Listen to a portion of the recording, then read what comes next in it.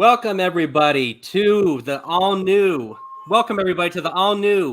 Bigfoots Pad live show. It's been quite a while since we had one of these shows. So again, we're the show for tonight. We're gonna do a little bit of saying who we are. I thought the very first episode would be pretty cool if we talked about a little bit about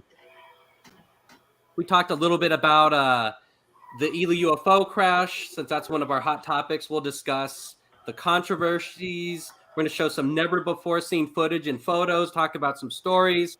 I'm getting pretty excited here for the all-new show. Yeah. My name's Jeremy Meador. Sometimes I go by the username King Sasquatch on here. I'm not sure if we're going to use our real names or not this time around. I'll have my co-hosts say a little bit about who they are before we get started with tonight's show. Hi, my name's Nick. I also go by the username Mothman Poirier. I'm Tim, and sometimes I go by the username King Gray. Yeah, so right now, like I said, this is the first show, so it's going to be kind of a little learning curve. We used to have a massively popular blog talk radio show in the old days where it was just audio only. Yeah, remember those days. Yeah, so we kind of had like a streaming empire in the past, but we did. Yeah, we kind of didn't keep up with the times, so yeah. So I guess what we do on all of our shows is we start off by having a little bit of paranormal news. With sometimes it's news stories, sometimes it's some recent sightings of something. Or just interesting stuff sometimes too. Just interesting things that are on the topic of cryptozoology, mysteries, paranormal. Do one of you guys want to start off? We're going to do a few news stories before we get into tonight's topic. Yeah, sure. If you need to do a screen share, you could do a screen share if you want, or just talk about it however you want to do it. All right. Yeah, no, I have this weird channel, which is a lot like The Matrix or Black Mirror. I was telling the guys before we got on air. It's an AI-generated sitcom that uses like 8-bit animation, and it runs on loop 24/7. That fact is amazing, but what is really weird and out there is in the super chat for this channel, whatever the users input into the chat, the AI grabs it and then will incorporate it into the cartoon real time.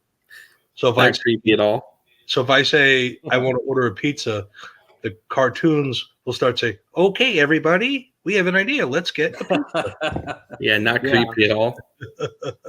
Technology watch me going overboard. That's your news story, Nick?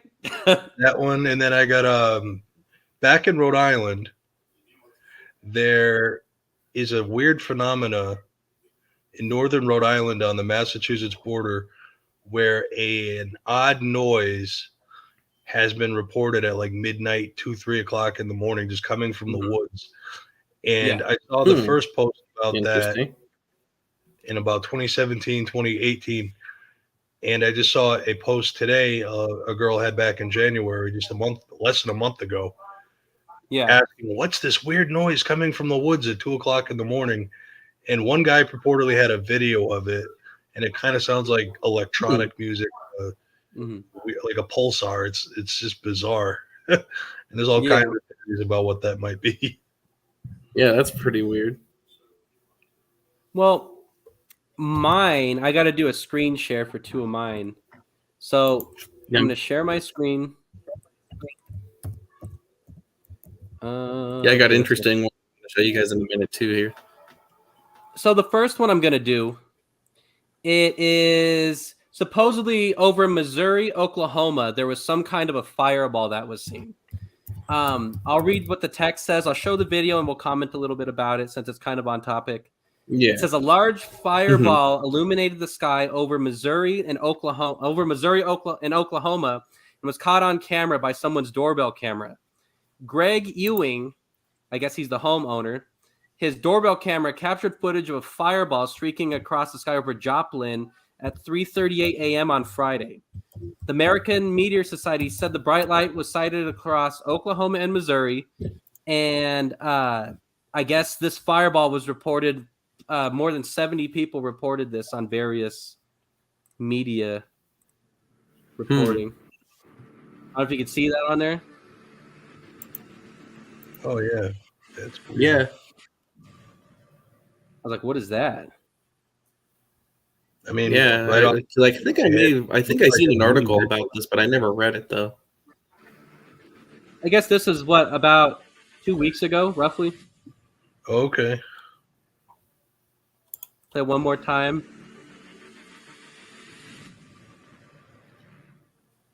Kind of cool. Yeah, interesting. I don't know if you think it's a bull-eyed meteor or. I mean, you really don't know unless you're right up on top of it, but it's just No, Nick, really, you're supposed to know, Nick. I don't. Yeah, I'm gonna use my remote viewing abilities. Hold on a second, but I don't know. I thought it was kind of cool. It is. It kind of looks like it disappears, though. It doesn't look like it like impacts the ground or anything. Could be it's space like just disintegrating in the atmosphere. Oh yeah. So my next one, I kind of have to do a screen share for this one too. I probably shouldn't have quit doing that, but for this next one, what we are doing. This one, supposedly Russia shot down a UFO. This is over the Rostov Oblast region, and it said it's gone viral. This was from, let me see if I can find a date on this. I guess there was a panic amongst residents who saw the event unfold. In the subsequent video, the region's governor, Vasily Golubev, I think is how you say that, he was promoted to call for calm on the Telegram. Let's play it for you guys.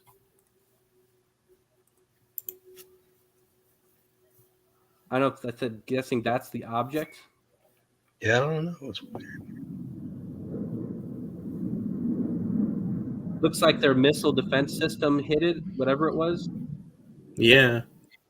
Could have been a drone. Could have been one of those hypersonic missiles. Yeah, a couple different things.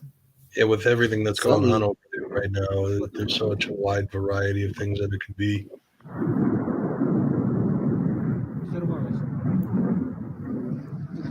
The guy who's filming it doesn't seem like he's very freaked out or anything, though. Yeah, he's just like, hey, yeah, look at that. I guess it's another video of it from a different angle.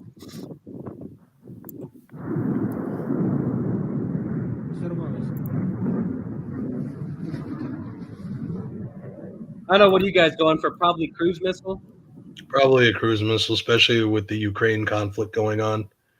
But yeah, it's probably a cruise missile. But at the same time, I start thinking, you figure there are more anti-aircraft guns and people looking in the sky at the moment, though, than there would have been a couple years ago. So I guess it's probably a cruise missile. Yeah. But yeah. Cool video, whatever it is. Yeah. It's pretty cool though. Yeah. So anyways, Tim, you want to say one of yours, and I'll finish my last one when you're done with yours. Yeah, 1 second here. I'm sorry, my computer's running slow. I'm trying to find the article.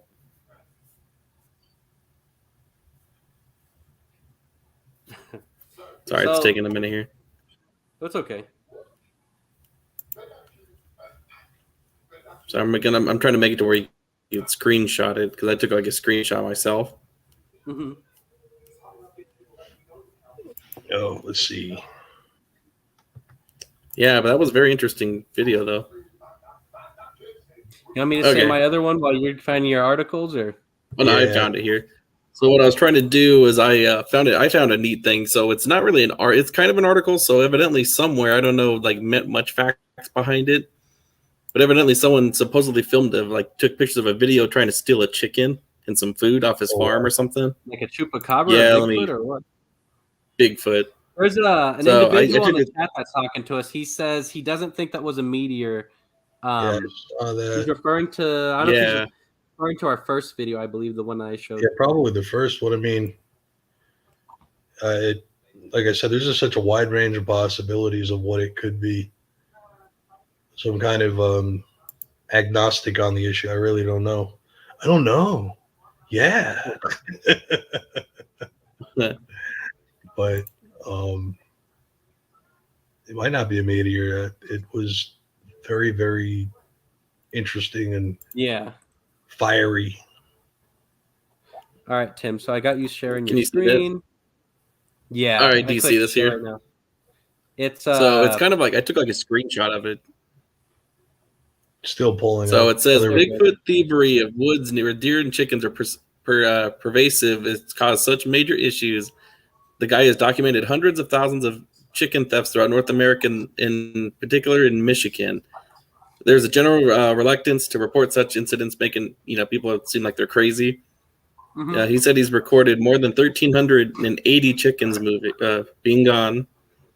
The existence of thievery and blah blah blah. He's talking about Bigfoot. You get the idea. Yeah. There's pictures on there. Yeah, there's a picture. I'm trying to get it to load here. So anyways, you get the idea. So this is the supposed pictures that he caught.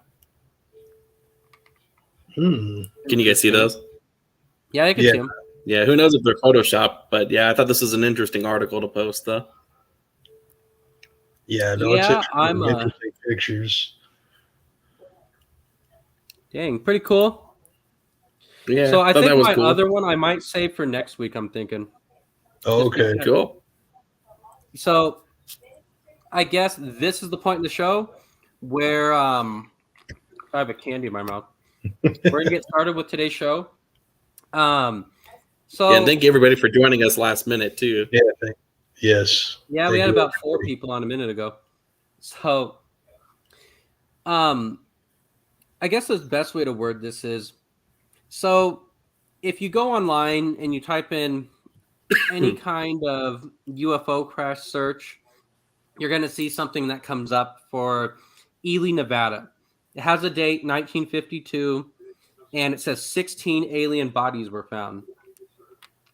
So back in, I'd say about 2008, mine and Tim's grandmother was living up in Eureka, Nevada, which is the next town over from Ely. And I remember we were doing our podcast at that point in time, and we happened to be doing a UFO show, and we came across the Ely, Nevada UFO listing online. So I actually asked our grandmother.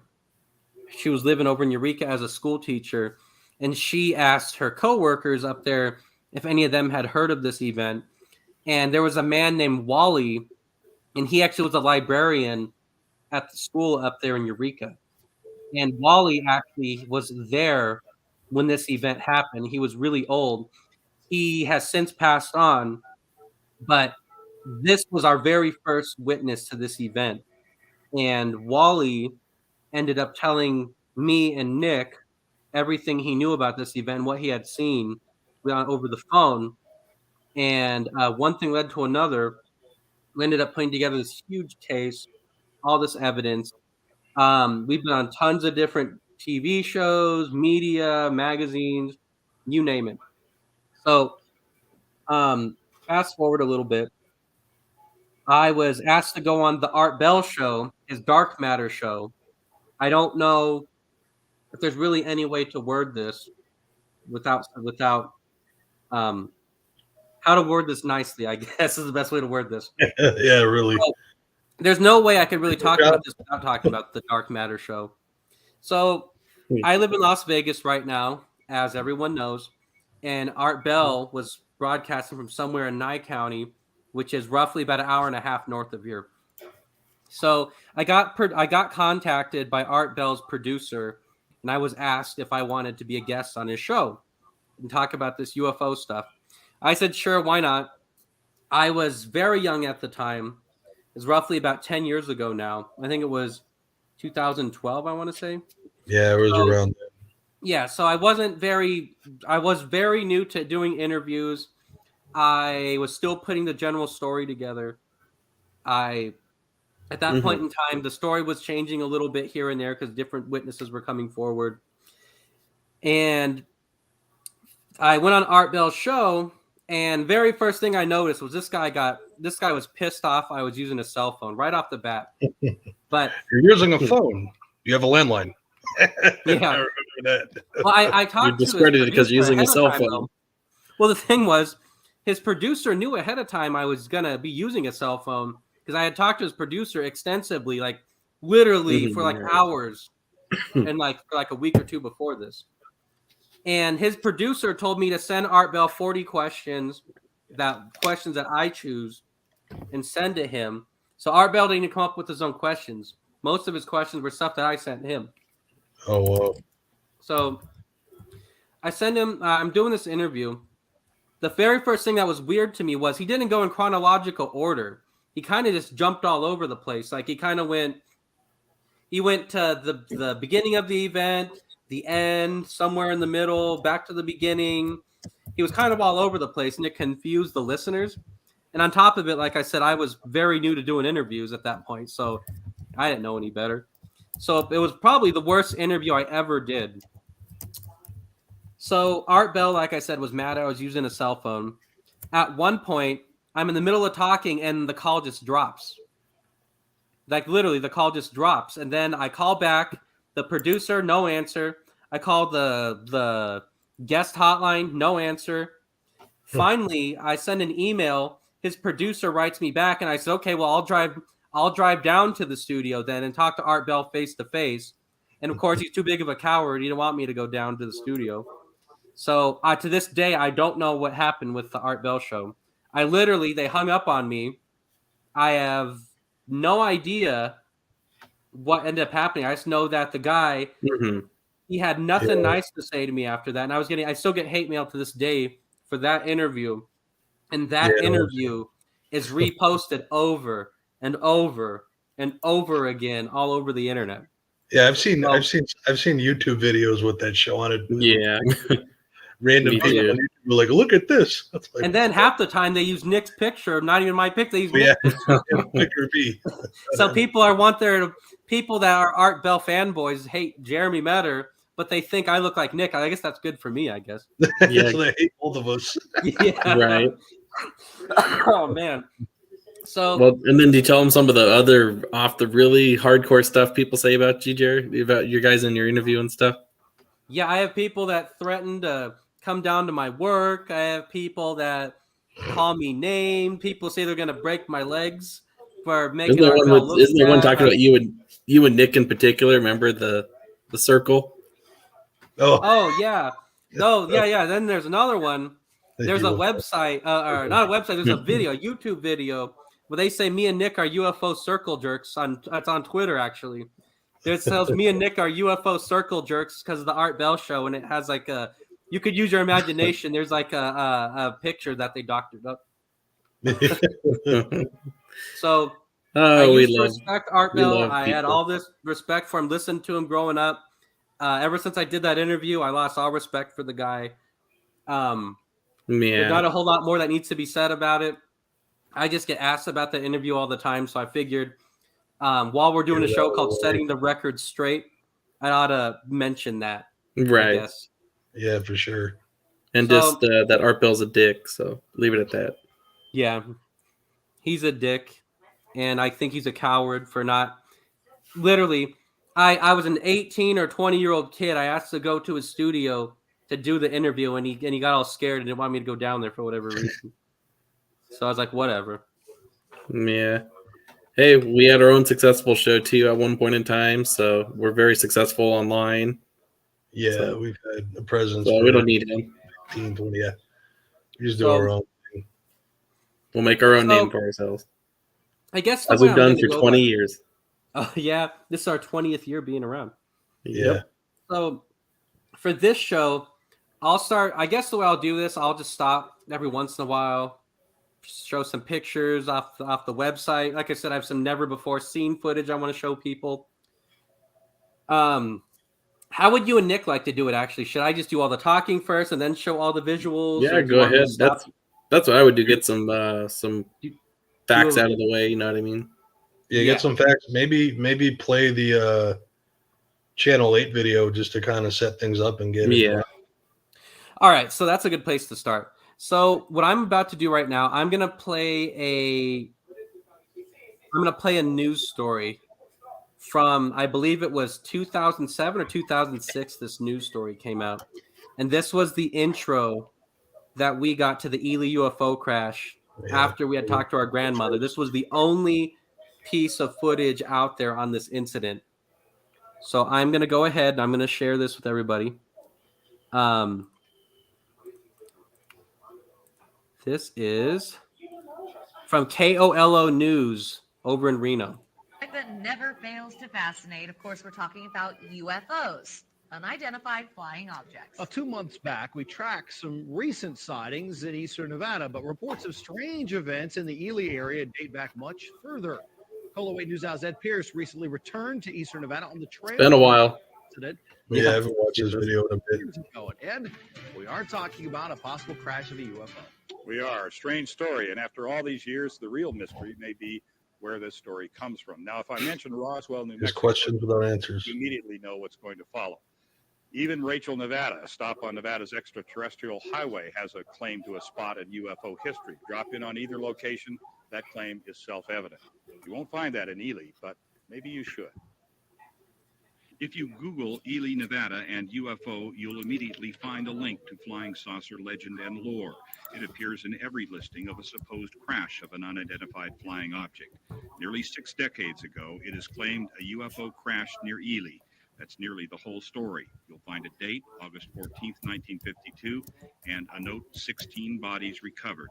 That's the highest body count claimed for any UFO crash anywhere, by the way.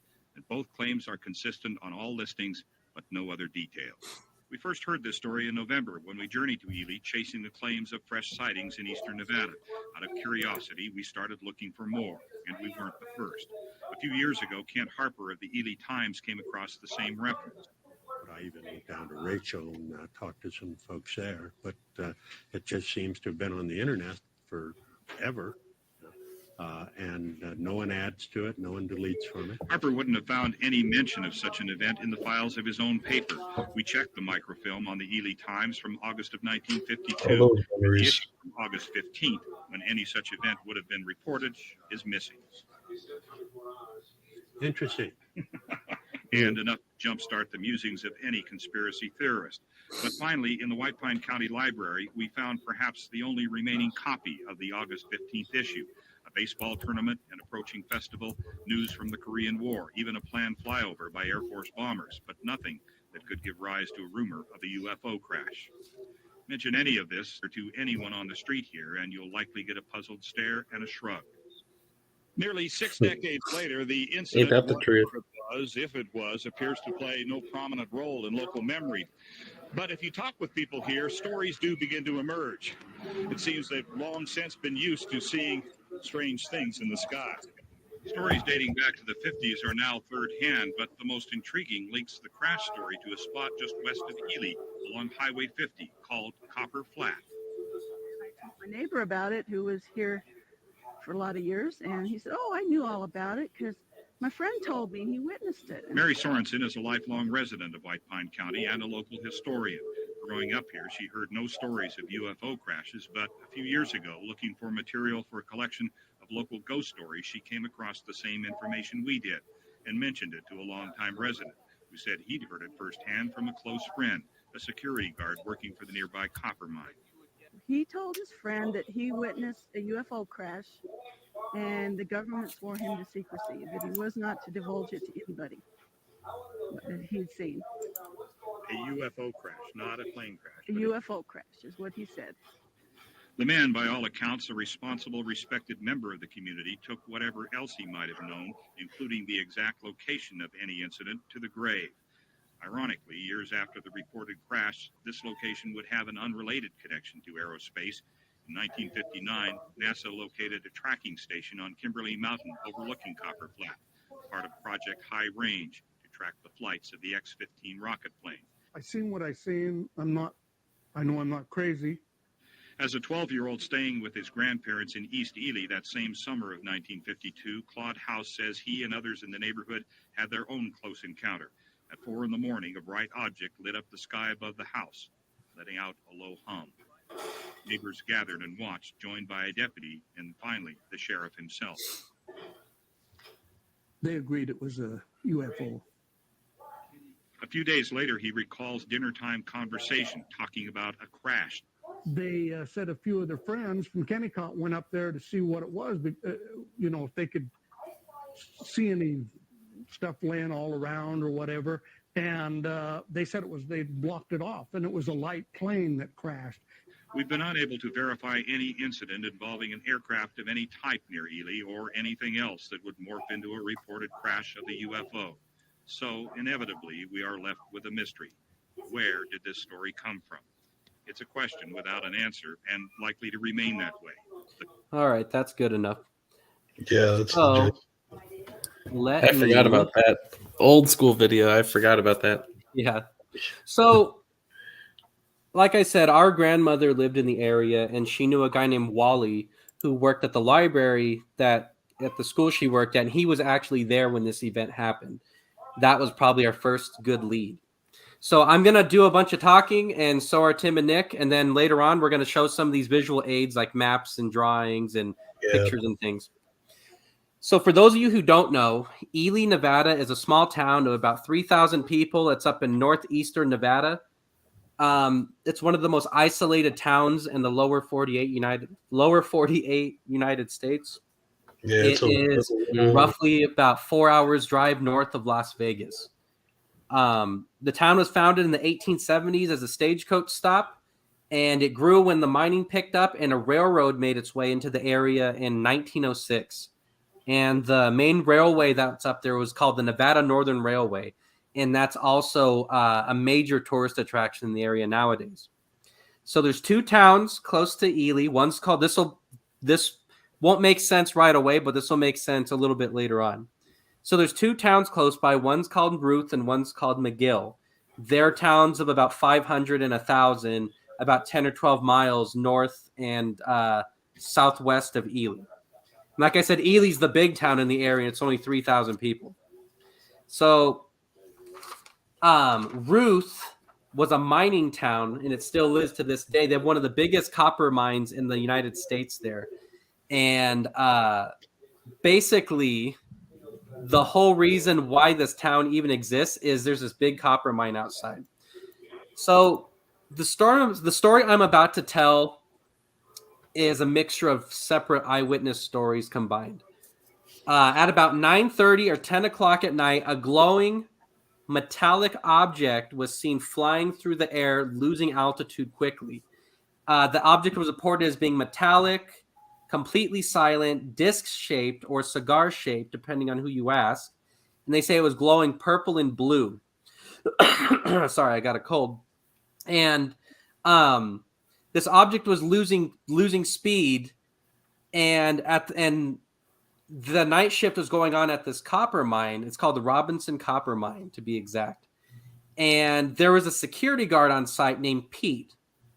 Pete happened to be a security guard deputy working for Kennecott, and he was on the opposite side of the mine, from what I was told from Pete and some of the guys that were there. And Pete saw this object lose altitude and disappear over a nearby hill. Before I get to what Pete saw, I'm going to give a couple of quick snippets of things that other people, the way they described it before it hit the ground. A dinner party was going on in Ruth, Nevada, and Sue, the woman, she said her and her party goers watched the object come down low over their head before disappearing near the Keystone dump. A dump site, for those of you who don't know that are watching, is basically where the mine dumps all their waste material in these big piles of dirt that are like 10 stories tall or taller. So another story, there's a group of Boy Scouts who are camping on nearby Ward Mountain, and they watch the object disappear on the other side of the mine near the Keystone dump as well. So we got Pete, I got this group of Boy Scouts, and I have these dinner party people that all saw the object losing altitude. They all described as metallic, silent, glowing.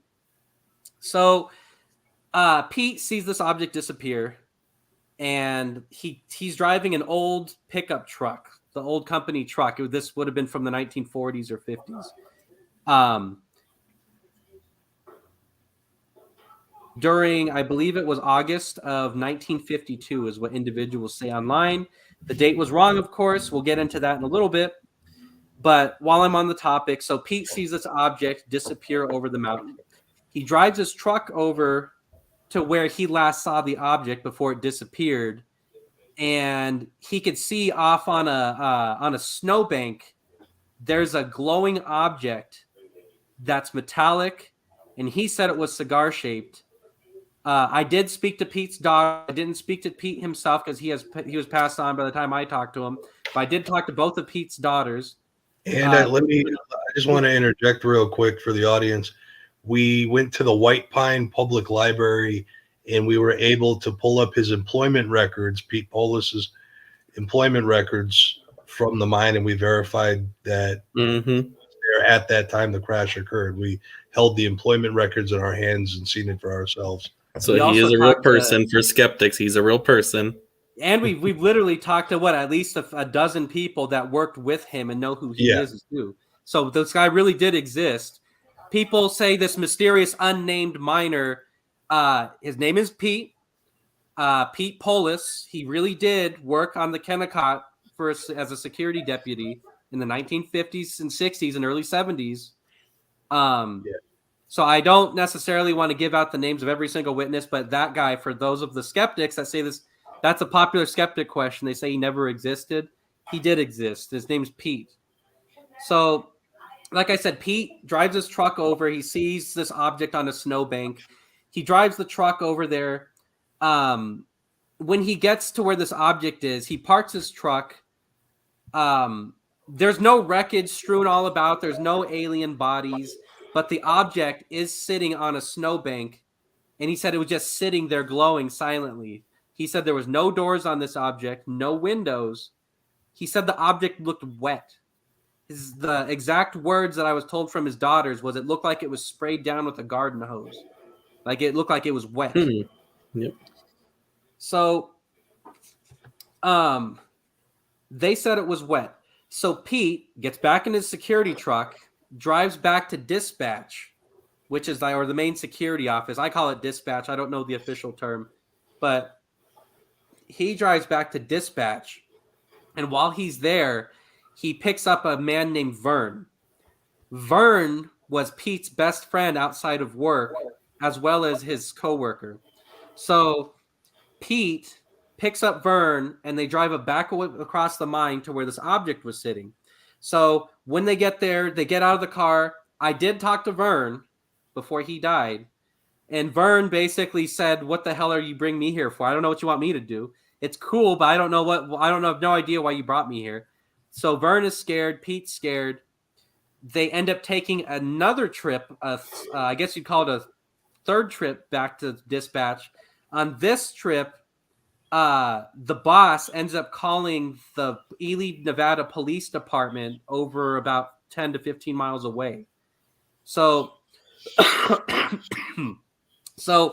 the police department, they think that a small plane had crashed in this mine. They're not thinking alien. They're not thinking rocket. Right. They don't know. They're thinking plane. So they, of course, don't know how to handle the plane wreckage. So they end up contacting the local armory over in Ely.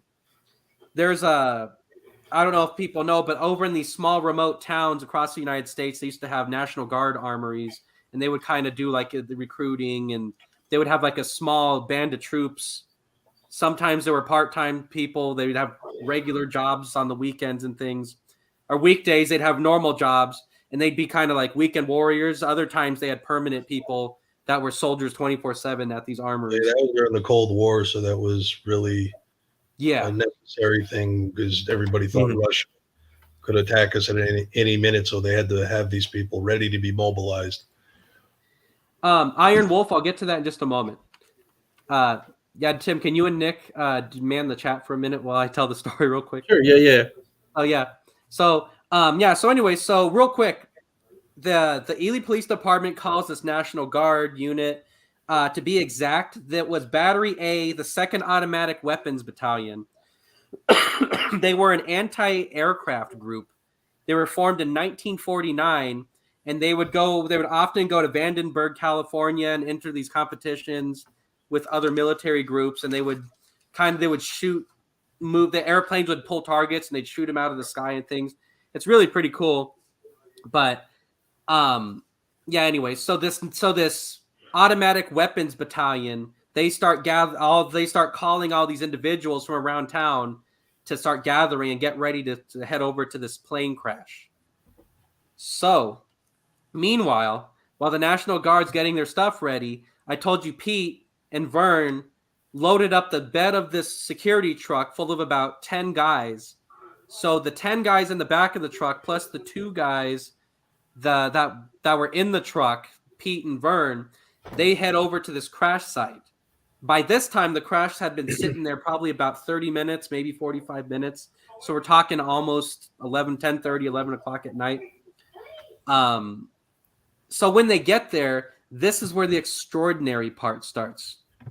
We were told by some of the individuals, including Wally, who knew my grandmother, and I talked to him myself with Nick, they said that when they got there, this object was smoking, and this object was dripping a weird ooze, a molten ooze is what they called it.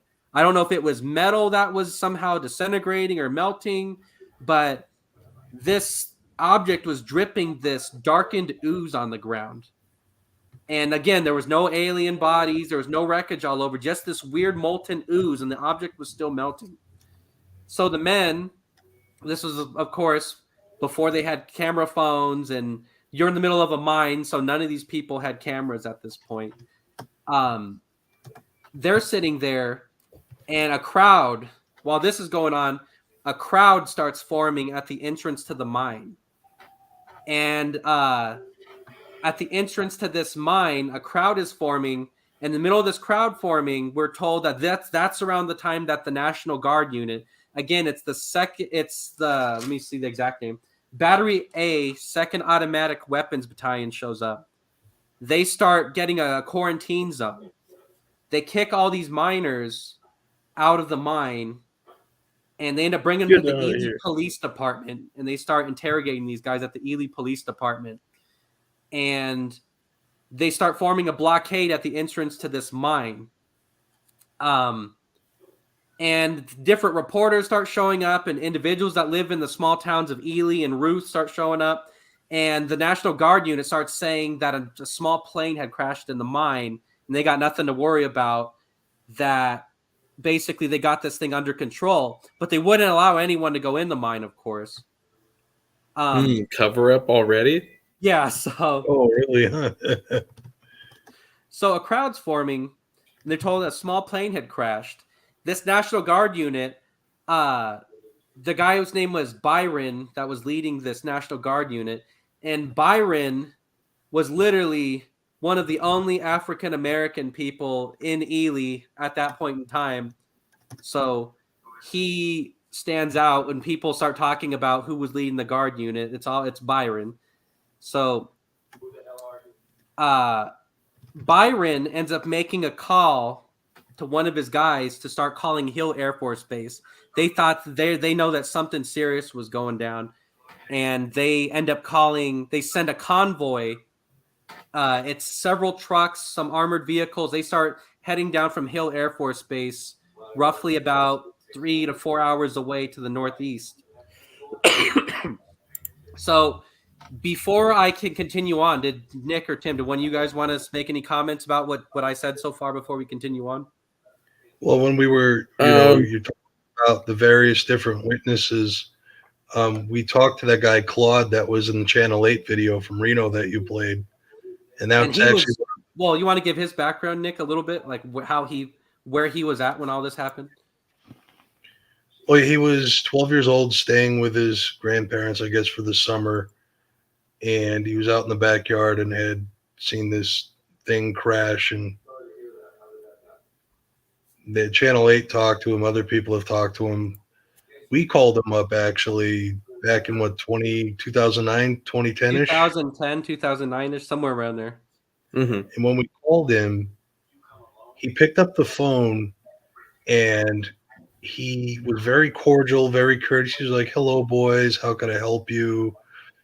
And then one of us proceeded to ask him what he saw back in the 50s in relation to the crash, and his total demeanor changed, where he started to stammer and kind of get choked up a bit, like, And then he said, they told me not to talk about it. Click.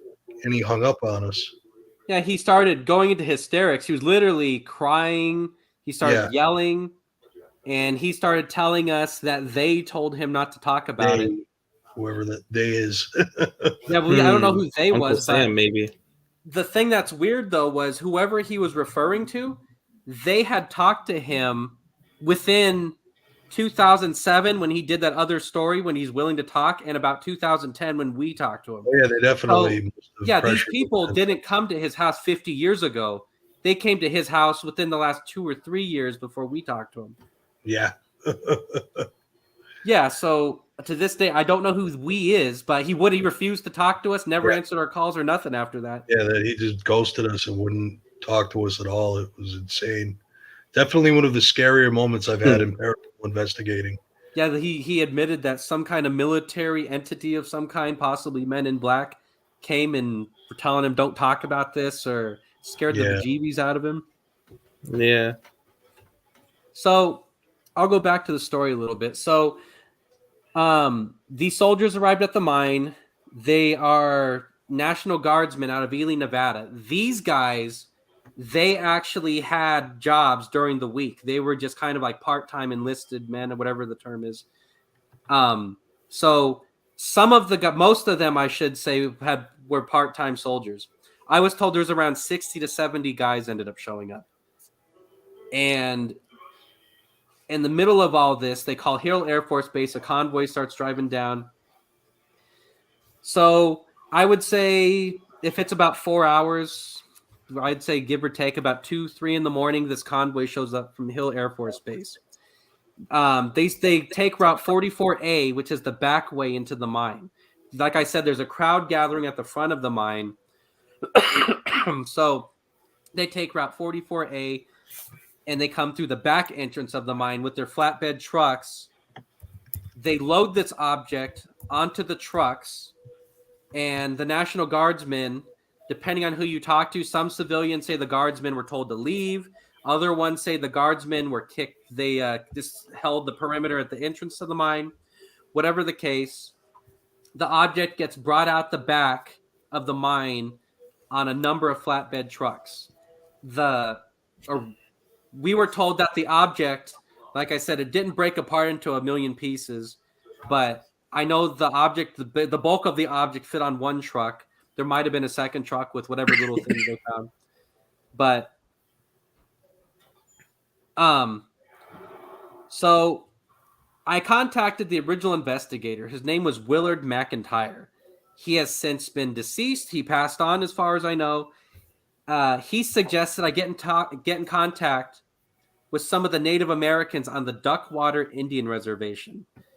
One of the famous stories about the Duckwater Indian Reservation was there was a woman that was out farming. Her farm was close to the road. Duckwater's kind of tucked away a little bit far back from the road, but there's farms that kind of go out to the main highway a little bit. She said she was farming and she had her kids out in the road. They were playing some kind of game or doing whatever in the road. And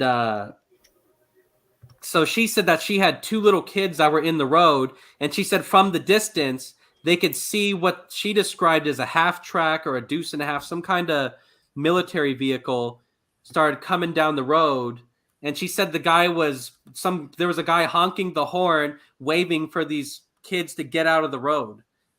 And she didn't say what exactly was going on. She said that the kids were in the road and this guy's waving and honking for them to leave. She said they were hauling ass down this highway and they weren't going to stop. And she said it was still dark out. And she said the kids got out of the road and these trucks came hauling ass down the road. And she said you could clearly see that there was some kind of large object on the back of one of the trucks with a tarp wrapped around it. And she didn't go into details on what she thought the object was, but I guess some of the other individuals in the area, they were saying that they saw the same thing. They saw this convoy tearing ass down this highway in remote Nevada. They never get action like that out there. So this was highly unusual. Especially for and the out time, of the ordinary. too. Yeah. So Sorry, I'm looking at my notes here. So I talked to some of the guys with Nick. We talked to 2 different guys who drove the trucks, and it was a convoy from Hill Air Force Base. They said that they went to a waiting B-52, I believe it was a B-52 bomber waiting on a dirt runway, and they were taxiing or waiting there for this convoy to get there. And from the research that I did, it sounds kind of cliche, but one of the only dirt runways that I could find for that period in time was Area 51. That was in the very infancy of Area 51, where it wasn't the super top secret military base that it is nowadays. But nonetheless, there was a military runway there, and there would have been planes there. The guys that drove the trucks said that what they knew, the object was loaded onto this bomber. The bomber took it back to Hill Air Force Base, and rumor has it went to Wright-Patterson Air Force Base, but I don't have any proof of that. The only information I have is the guys who drove the trucks told me and Nick that over some phone calls. Do you guys want to make any comment about that before I continue on?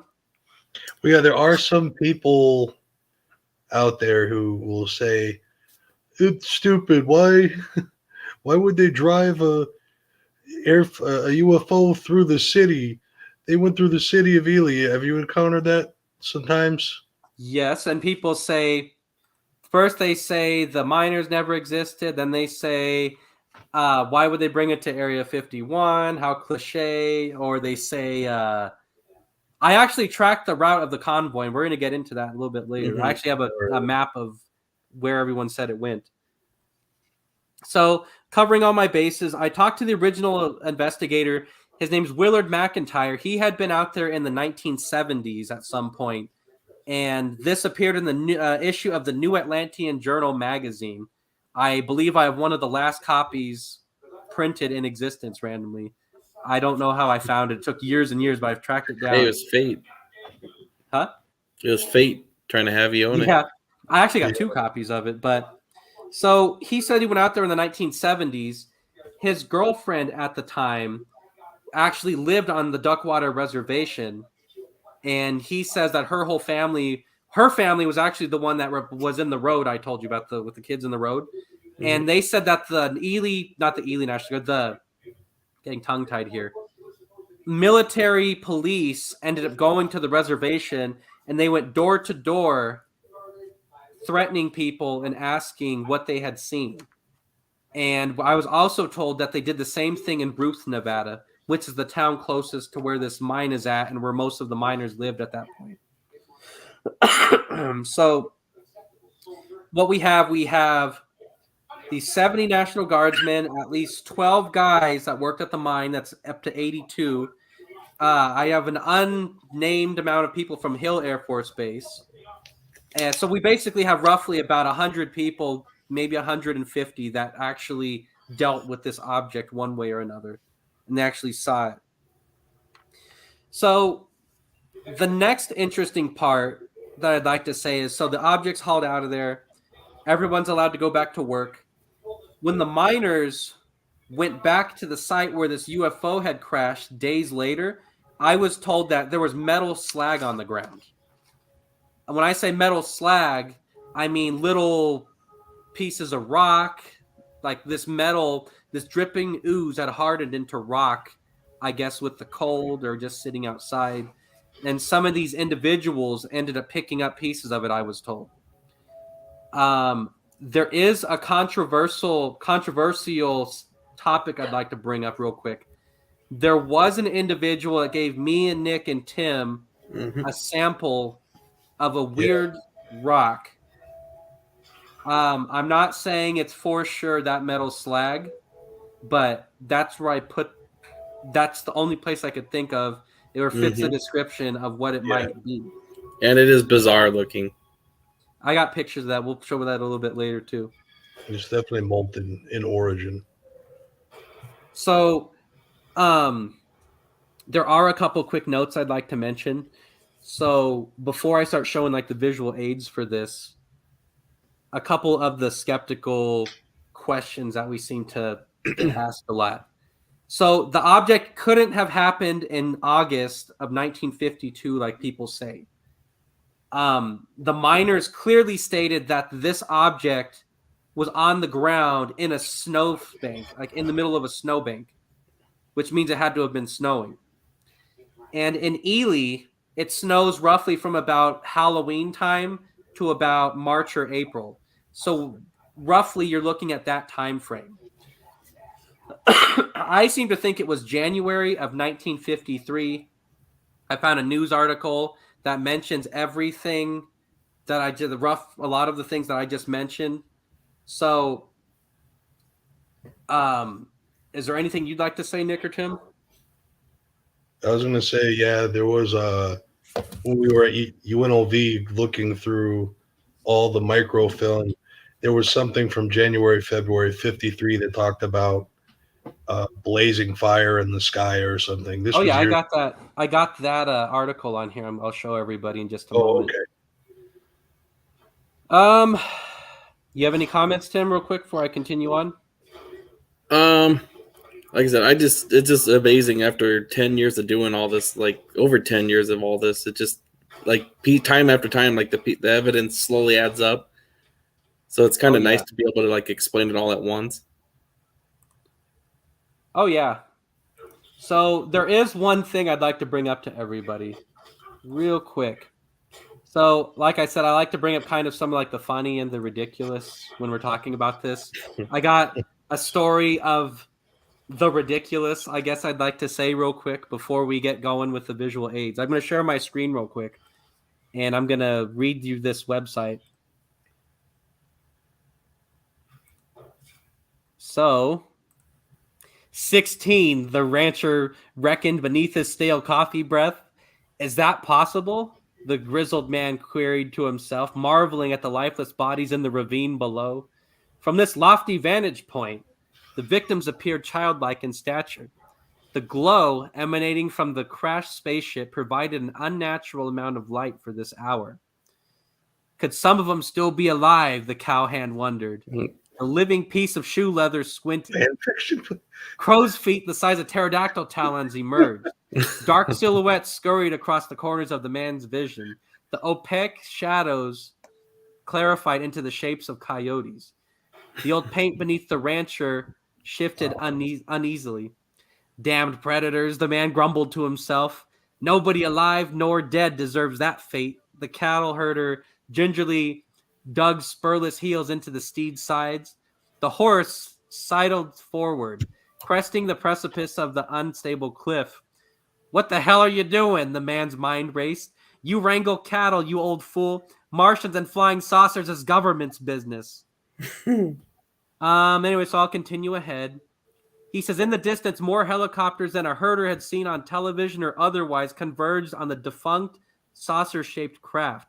Trembling, the cowboy slid his mount, collapsing beneath a pair of useless knees. The man's horse turned wild-eyed from the scene, disappearing into the field of jumping chola. I don't know how to say that. So wait, that's really creepy pasta? Is that what you just read to us? That's literally like the pterodactyl the talons. The best part about it, that was posted by a guy, and that was posted in 2011, couple years after we started telling this story. So that guy, I actually wrote that guy, and I said, hey, if you at that point in time he was doing like a column. I said, I'll go on a show for you. I'll tell you the real story. I have at that point in time, I still had a couple dozen witnesses. I said, I'll tell you the story. He didn't want to hear it. He didn't respond to me or anything. He just kept posting that crap. So I guess that's the story of the ridiculous and the outrageous. Oh, wow. That's what you call yourself, an armchair skeptic person there. Like, likes to talk crap. Likes to talk smack, but won't face you when like you let him give him the opportunity to. Well, I don't know if you guys get this, but I often hear people say they kind of tell their own version of the story. They kind of mix Roswell together with this, and they think because something happened at Roswell, it had to have happened like that here. Do you ever get that, Nick? Yeah, I've seen that, but I mean that's the nature of what people do. It's like a Mhm. long game telephone where you have the original source information, then it gets stretched out over a period of time. Yep, And absolutely. first, it's only small details that change, but then larger, more relevant details will even Yeah. change as time goes Mhm. on. Well, people start telling me, like, well, in Roswell, the military showed up right away and quarantined the area. And because they did that at Roswell, they would have never done that at this crash. I'm like, you can't compare the two. I mean, It's apples to oranges. Yeah, you can't. There is no there. I don't think back then, especially, there was a uniform policy the military had for UFO crashes. Yep, exactly. And then also, Jared, do you ever want to add on there too the fact we knew Stanton Friedman, one of the greatest ufologists ever known to mankind? He himself thought this was amazing. well, Stanton told me that he was actually going to write the foreword for a book because I've been meaning to do that for years. I've been procrastinating. He actually said he would end up writing the foreword for the book if we wanted him to. So Stanton Friedman thought that I was onto something. Yeah, And we talked to him for the first 5 years of our investigation Yeah. off and on. I mean, and Yeah. I'm pretty sure he thought there was something to it, and he's sifts through a lot of BS. So Yeah. No, yeah. We had mutual respect. we meaning did. We respected him, and he respected us. Oh, absolutely. And Oh, we yeah. knew him for a couple of years, and we talked to him many times. He was a good man. Didn't he call Jeremy? Didn't he call you on your birthday on his Yeah, personal? he called me. Like, we were on pretty good terms with him. He was calling me on my birthday. Yeah. So Rest in peace, Stanton. That's my dream, getting a birthday call from Stanton. Hell yeah. he sent me well, I thought was kind of cool was because he was one of the original investigators of the Roswell crash. That everyone knows what that is for the most part, but. I told him we were interviewing our witnesses for this. He sent me a free DVD of his witnesses he interviewed back in the 1970s and 80s, and he signed it and stuff. Sent it in the mail to me. That was pretty cool. Yeah, he was a good guy. So I'm going to show the visual aids for what we just talked about. After we share a few pictures, I'm gonna show some of this stuff. Much of it has never been seen before on any show that we've ever done, any TV show, anything for that matter. So I'm going to show you some of the never before seen footage first. Then I'm going to go to our website, and I'm going to show some of the stuff that everyone's seen and that I've showed in the past. But before that, I'm going to show some of the new stuff. So once again, I'm going to share my screen. And Iron Wolf's talking to us. I'll get to you in just a minute. So the first thing thanks, Iron Wolf, for following us on Twitter. The first thing I'd like to point, you guys could see where I'm moving my mouse on the screen, right? Yeah. Okay, so Ely, Nevada, like I said, it's about 3,000 people. It's the main hub of the county. It's the county seat. It's where the major population center is. If you go west, I believe it's 12 miles, you get to Ruth. And Copper Flats is over in this area right here, that big white area. So Route 44A that goes to the mine is this road right here. Okay, like I said, some of this might not make sense right away, but will in just a moment. So this was in the 1950s, what the mine looked like. You can see Ruth, Nevada over here on the right side of your screen. That's where the town of Ruth, Nevada was in the 1950s. Nowadays, they moved it over here to the new Ruth site so they could expand the mine. So that's what the mine looked like at the time. I'm going to show you a couple charts that they're kind of crude, but they're a couple of maps that I showed. So this, let me show. Okay. Ward Mountain Campground. This is where those kids were camped out. I told you some Boy Scouts had seen the object come down. They are where the Ward Mountain Campground red marker is on there. And you can see Rib Hill, the green marker, to the northwest of the campground. Rib Hill is at a higher elevation than Ward Mountain Campground. And that will come in handy because if you look on the left of the diagram I just put on the screen, that means that the UFO could not have crashed anywhere on the left side of Rib Hill.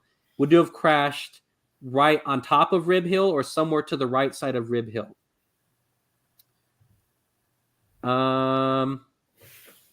So there's Rib Hill I circled on the right, and that arrow is the direction where the UFO would have roughly went. It wouldn't have went back here where my mouse is because that's on the flatlands on the other side of the mountains. Ely, you can see, is over here. It didn't fly super close to Ely. And people in Old Ruth saw it fly over. So it would have had to have gone from Ward Mountain coming toward Ripetown where that arrow is. Pete stated that he saw the object. They thought it disappeared over the Keystone Dump, which is up here where the purple is. The purple would be roughly where one of the areas where Pete was. And like I said, you could see Rib Hill and you could see the site that the Boy Scouts saw with the red arrow. So that object is somewhere between the Keystone Dump and Ripetown, somewhere in that general area, roughly is where it went. We've never been able to find the crash site for this. We have a couple good ideas on where it is. Yeah. We have a lead that says that she could take us there, but you have to take a number of unmarked roads, which, of course, because we don't live there, we've been there a million times, but since we don't live there, she's going to have to show us. And probably not a good idea traveling out there by yourself in the middle of the night. Yes. So let me X that out. Some of the original stories say that they think that the object crashed near Ripetown. Let me pull up that picture of Ripetown. You can see Ripetown down there. Mm-hmm. It wouldn't have crashed in Ripetown because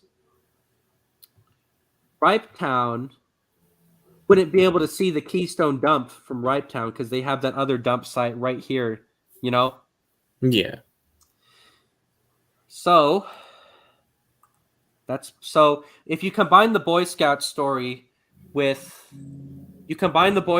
they were able to see with where Pete was at, I'm pretty sure it was next to the Keystone Dump. Yeah. That's the most logical place for it. Oh, and yeah. I think that's the most purported place that you'll find online, or if you talk to people that have an idea or an inkling about the 52 and crash. Again, skeptics shows Ruth, huh? Yeah. Well, I was going to say, and again, skeptics do tell Jeremy, oh, you never did any of your research on any of this. Yeah, I think he's done his research. Hardcore. Yeah, I would say we spent probably thousands of dollars and about 20 trips out there at least. Yeah, years and years. So this map shows roughly where the trucks went when they picked up the object. That you can see Ruth, Nevada up here. That's taking Route 44A. They would have went the back way out the mine. You can see Duckwater's tucked away a little bit, but there's little farms and things out on this road right here. So they must have been somewhere out here where I'm circled, somewhere around there when they saw this convoy go by. I put Rachel, Nevada on the map because that's where one of the entrances to Area 51 is at. And of course, Groom Lake is roughly about here. So if you notice, they took this roundabout way to dodge as many towns as possible. They could have taken the quick route, and they could have went through Pioche and Panaca, or they could have went down here through Lund, but they would have taken their chances of driving it through a town. And like I said, everyone was waking up for work, so someone would have seen the convoy going through. So the most logical route is the highlighted route on here. Yeah. You and Nick agree with me on that one?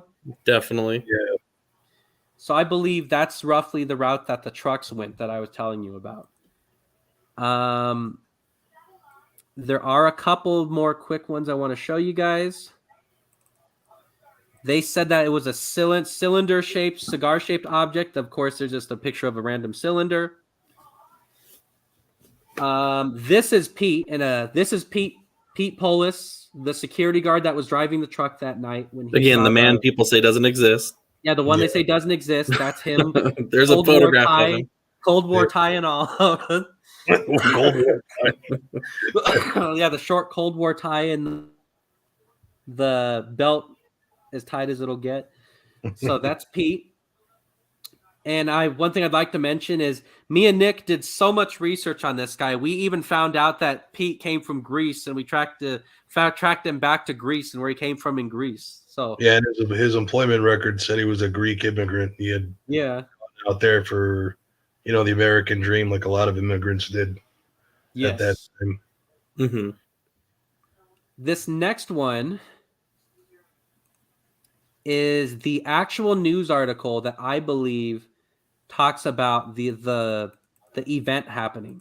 January 17th, 1953 is what this newspaper is dated. There's a little tiny article down here. I don't know if you guys could read that. Are you guys able to read that, or you want me to read it? A little bit, yeah. It says, "Lighting knocks out Ely's lights." Or lightning, sorry. Lights in Ely went out of commission Tuesday evening for a period of nearly half an hour due to what's believed to have been lightning that accompanied the rainstorm, followed by a short, intense blizzard. The cable to the Coca-Cola bottling works transformer, which is in Ely, was shortened and caused the general shutoff of all the lights around the city. It went off first at about 10 o'clock, 9:50 p.m. I told you about 9 or 10 o'clock. And came on again a few minutes later. They went off again until 11:15 at night when the service was finally resumed. So big coincidence. Let me take my screen share off, and I want to discuss something really quick. So roughly what we're looking at this. So what we're looking at right now is, so there's an article that talks about a rainstorm followed by an intense blizzard coming through at about 9:50 at night, about 10 o'clock at night. The lights go out at about 10 o'clock p.m. because of this rainstorm and snowstorm. And the original investigator told us check 1953, not 1952. This is January, of course, of 53. We have proof of a snowstorm. The guys said about 9 or 10 o'clock at night. This is 9:50 at night. Mm-hmm. The power went out. I don't know if that's associated with the UFO or not. I do have a story later on that's kind of unrelated to this that talks about the UFO going over Ely and the power got shut off for whatever reason in the same time frame. Like I said, I can't connect it to this. But I believe January 16th or January 17th, January 16th, sorry, 1953 was when this event happened. What do you and Tim think? That's the article you were referring to, right, Nick? I think so. I mean, I've never shown that article on anyone's show I've ever done. No. It was so long ago when we were looking at microfilm. I had to go to the back of my memory bank. But it was something like that. It talked about a blackout. So I'm pretty sure that's what I was talking about earlier. You think that the power was shut off on purpose to try to get everyone's attention away from what was going on? Or you think it was just a fluke? The snowstorm took out the power? Because this object clearly crashed because of the storm was so intense. It definitely lines up with some of the witnesses that you stated earlier said that the UFO was in a giant snowbank. So perhaps the craft that crashed was not equipped for Ely winters. I mean, that's another thing I always get. People say, how could an object come all the way through space, light years away, only to crash? That's another thing we always hear. So I was like, well, again, it's like anything mechanical, that there's room for error, room for something to go out. Just because they're from the future, whoever is piloting, whether it's aliens or robots or whatever the case, us from the future, there's no reason why they're not allowed to make mistakes, or they don't, or their machines never break just because they're from the future. I mean, probably not as much as we have now, like not like our equipment nowadays, as much as it would break. But I do believe that they're not perfect in every way. Right. Well, of course, if Murphy's law, if something can go wrong, it will. So, right. So a question I always get asked, I don't know if I've ever asked you and Nick this. So we're getting a little bit off topic here. How many UFOs would you say have crashed in the United States that you know of? How many? Or that you think that either that you hypothesize or that you know of? What do you think would be a good number?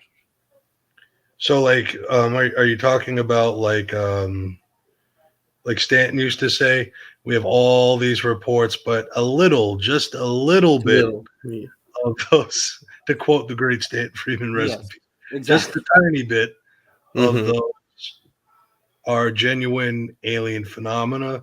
I tend to side with Stanton Friedman on that. That out of all the purported crashes that occur, most of them are probably just like space junk and government stuff, while very, very small percentages are actual aliens. Maybe only 1 or 2 every 10 years. I don't know, but I think good guess. I would say roughly between 10 and 15, I'd say. I'd say that would probably be a something good, like that too. Sounds because about there's good. the ones happened, and there's probably about 5 or 6 of those that happened. There's a good documentation of. yeah. Then there's ones like this that we know for a fact this happened, for instance. Not a lot of people don't know about this event, but then there's the ones that we might not know about. I would say I'd say between 10 and 15 probably is what they have, just a good estimation. Mm-hmm. Oh yeah, agree, we're Tim? on the tip of the iceberg. That's for sure. And I don't personally believe there's aliens living in Area 51 and telling us what to do. I don't necessarily believe that, but I do believe they have some alien bodies. It's interesting. It's speculative, but yeah, prove it one way or the other. Yeah. So, real quick, I am going to show a couple more pictures real quick before we continue on with our story, because this story, of course, has like 4 or 5 main parts to this story. So let me go back to screen sharing. I am going to show you. Here's some pictures of the mine for those of you. Just pretty pictures of the mine. This thing is huge. Yep, it looks just like that too. So just so you could get a good scale of the thing.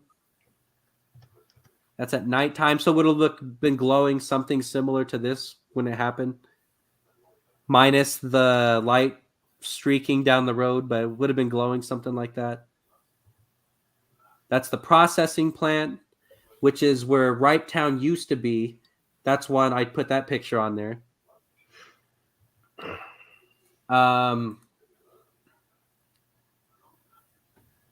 Let me pull up a website.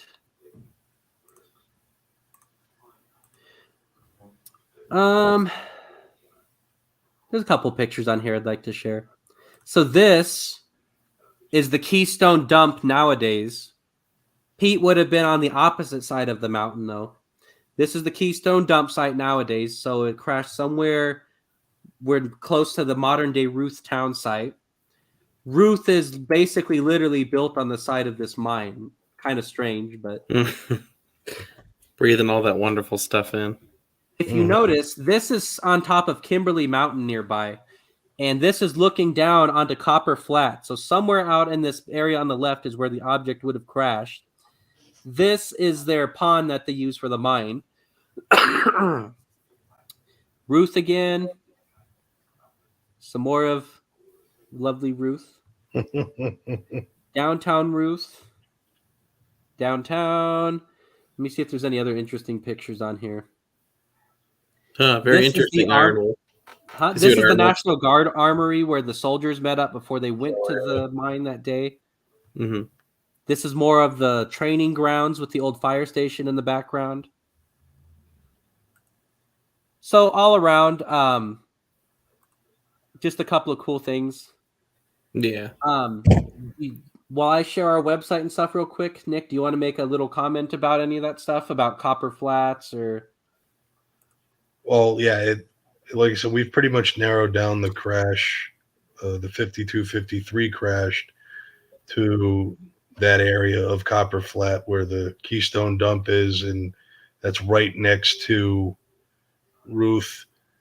Finding the actual crash, like walking up and getting our hands dirty with it, would be a little interesting, though. Digging in an old dump. Well, something that we should probably talk about. I know Iron Wolf's been asking us a few things. I did try to contact the Ely Police Department. Now they're called the White Pine County Sheriff. But before the Ely Police Department closed, we were told that they purged all the records in the 1980s. So according to them, there's no records left of the 1950s and 60s out there. So I don't know if the records exist, or I don't know what exactly happened to them, but we were just told that they purged those records. Let me see what else Iron Wolf was asking us. There was another interesting object that did crash out there. We're going to get into that in just a moment. But before I get to there, this is going to sound like a bunch of gibberish. This is going to sound like a kind of unrelated, but it'll all make sense in just a moment. The next part of this involves a top secret project called Project High Range. Project High Range, it began in 1955. The project began with the X-15 rocket plane. The X-15 rocket plane was a prototype airplane that was flown attached to a B-52, and they would drop off the B-52's wing, and they would kick on its engine, which was literally a rocket. It could fly in the lower atmosphere, and it would land on a normal runway like a normal airplane would. It was supposed to replace the U-2 spy plane. And this thing, it still has one of the fastest records ever flown by man. It went Mach 6 as far as I know.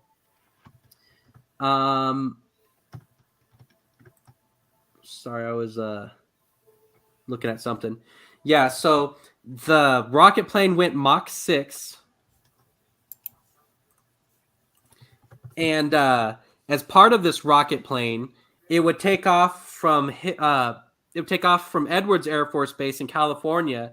It would fly diagonally from California to Salt Lake City and back. So this thing was flying diagonally. When they were testing this airplane, though, they built radar tracking facilities in 3 different areas. One of them was Beatty, Nevada, which is kind of like the halfway point between I would say it's roughly what the 25% point would roughly be Beatty going diagonally. They had one at Edwards Air Force Base, Beatty, going diagonally to like the halfway point would be Ely. They had one on top of a mountain called Kimberly Mountain. And continuing on, if going diagonally from Kimberly Mountain at the end point, you would have one over in Ogden, Utah at Hill Air Force Base. So construction began in the 1950s. And this radar tower became operational in 1959, kind of towards the end of the U-2's life. The facility was run by NASA and the United States Air Force jointly until 1979, when the Air Force ran this site by themselves. And the facility officially closed in 1992. So, something I'd like to say. So, they have this top secret airplane that's flying from California up to the Salt Lake City area and back. Kimberly Mountain just happens to be the tallest mountain in White Pine County.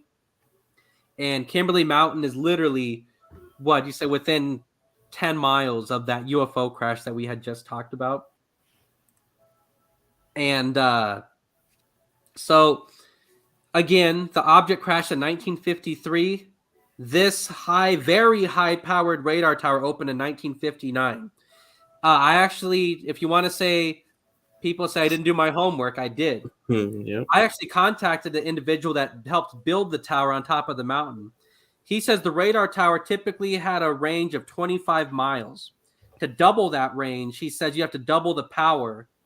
And doubling the power to this radar tower, he said it made all the operators feel sick to their stomachs. And he said it even supposedly gave some of these operators cancer. That's not surprising. Yeah, so this would roughly go out about 25 to 50 miles outside of Kimberly Mountain. And like I said, in the area, about 10 miles away would be the town of Ruth from this point.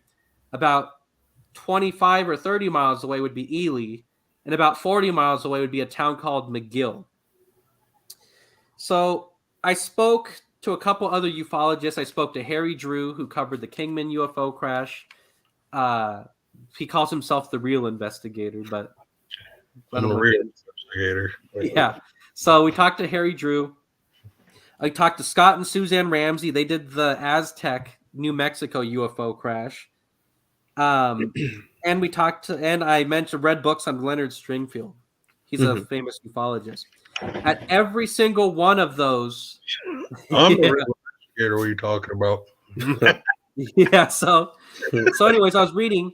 They had bet. one of the similar towers was in White Sands, close to Roswell, and close to where the Aztec UFO crash happened.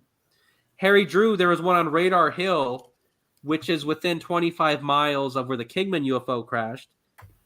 And Leonard Stringfield said supposedly there was one close to Kecksburg where another object came down in the 60s. So what I'm getting at here is, for one, I don't know if it's because they have these, they put a lot of electricity in these units or what the case is, but they were saying that some ufologists think that these radar towers used to bring down these UFOs. What do you think, Nick? Do you think that's possible? A radar? It definitely could be a possibility. Here's a small thought experiment. Some skeptics would retort and say, how could our primitive radar stations possibly interfere with the UFO from the future? Well, think about it.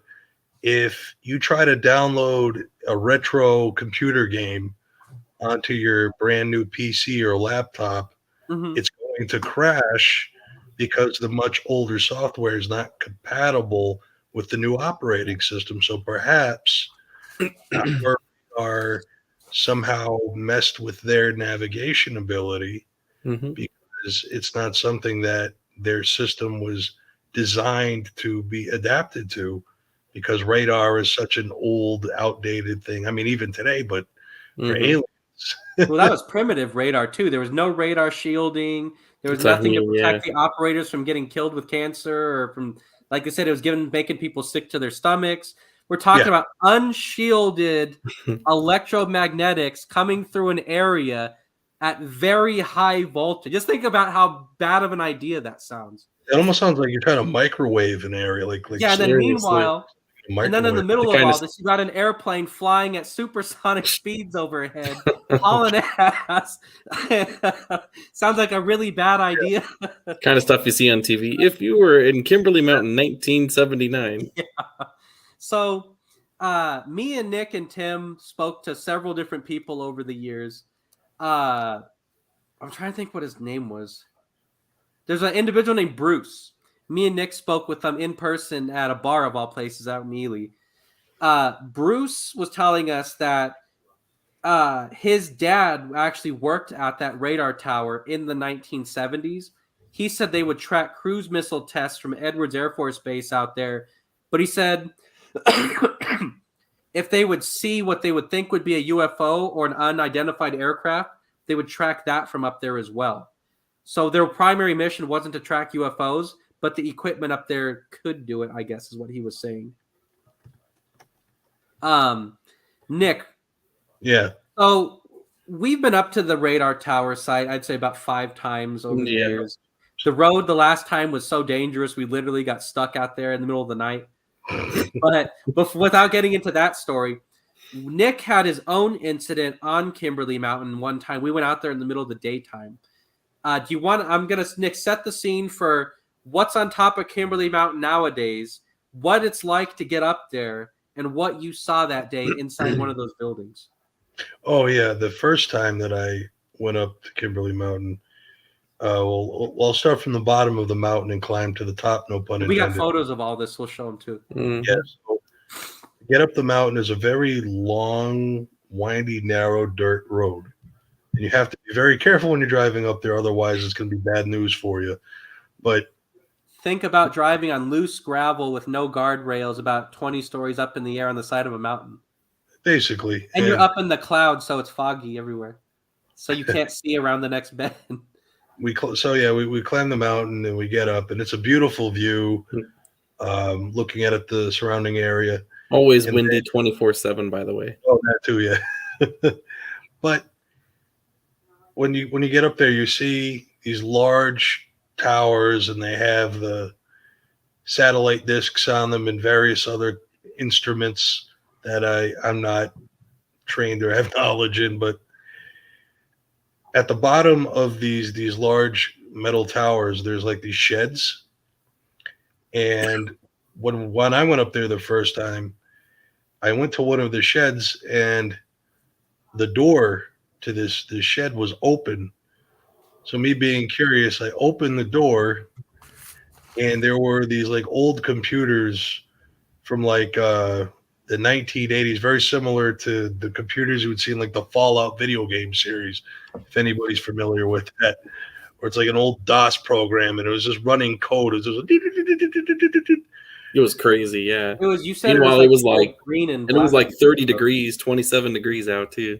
yeah, it was like, yeah, it was all, there was like, yeah, a black screen with green letters. And again, I don't know what that stuff means. I don't know what was going on, but I kind of was freaked out. So I slammed the door and just got back as far as I could because I don't know.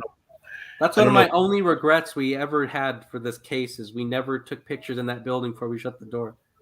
Yeah, we were, you know, if it was a government facility still at the time, then we would have been surveilled. And I'm sure all three of us are on every kind of list in the CIA has. But and the first thing everyone says when you say you go up to that mountain, they go, "Are you crazy?" And they go, they ask if you're crazy. They say, "What the hell were you doing up there? Did you have a 4-wheel drive?" No. We had a Chevy Malibu up there in a Chevy Malibu one time. I'd hate to say we made it up. The F-150 barely even makes it up there. I don't know how we made it up there in a Malibu. Yeah, I don't know, but yeah, that was 2010 or 11 when we took that trip. Yeah, we haven't been up there in about 6 or 8 years up to the mountain, I'd say.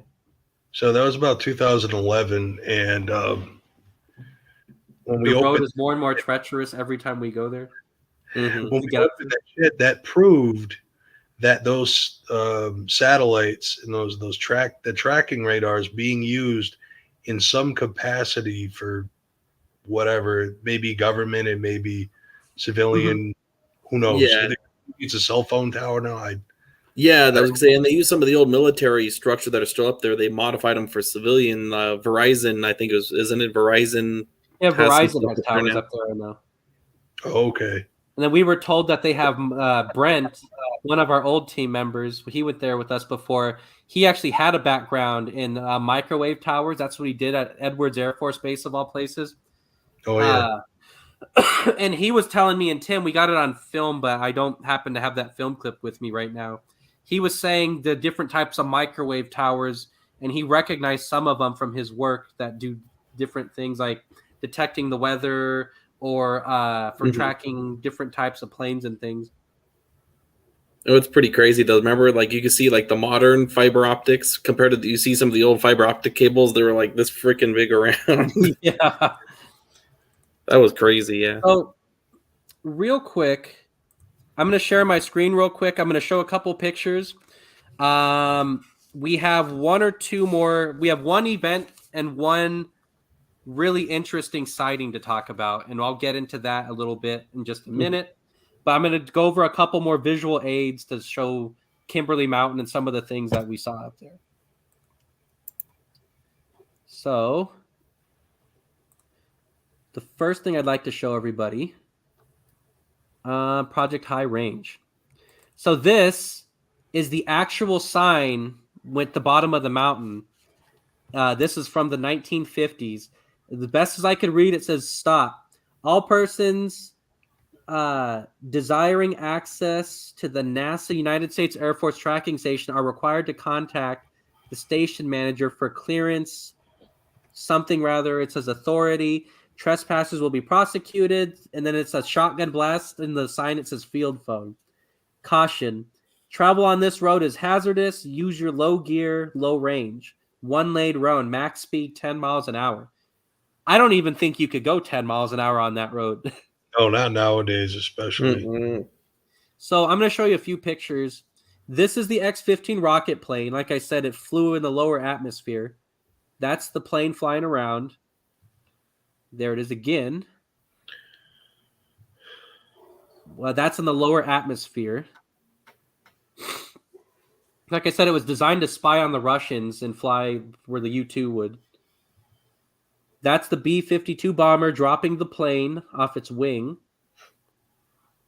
And this is a 3D rendering of how it would be attached to the wing as it was flying.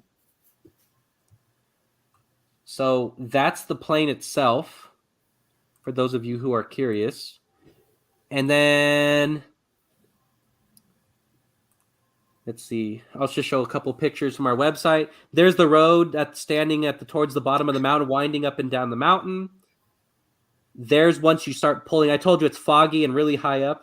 That's towards the top of the mountain. There's one of the old radar stands coming into view. Here's some of those old trailers that Nick and Tim were referring to. I believe it was the trailer. Was it the middle one, Nick, or the furthest one down towards the guardrail you went inside? I think it was the furthest one down. The door was open. I remember distinctly looking like a shed. That's the one that looks the most like a shed out of those buildings. You could tell the building made out of bricks was fairly new, but those other two trailers you could tell were original. Yeah. There's another view on a different trip for looking from the other angle. You can see one of the modern towers right there, the multicolored one. This is on top of the mountain again, looking out towards Copper Flats. Since that's the tallest point in the area, you could see out there. What's that, Nick? I was gonna say you can see why they built it up there. Look at that view.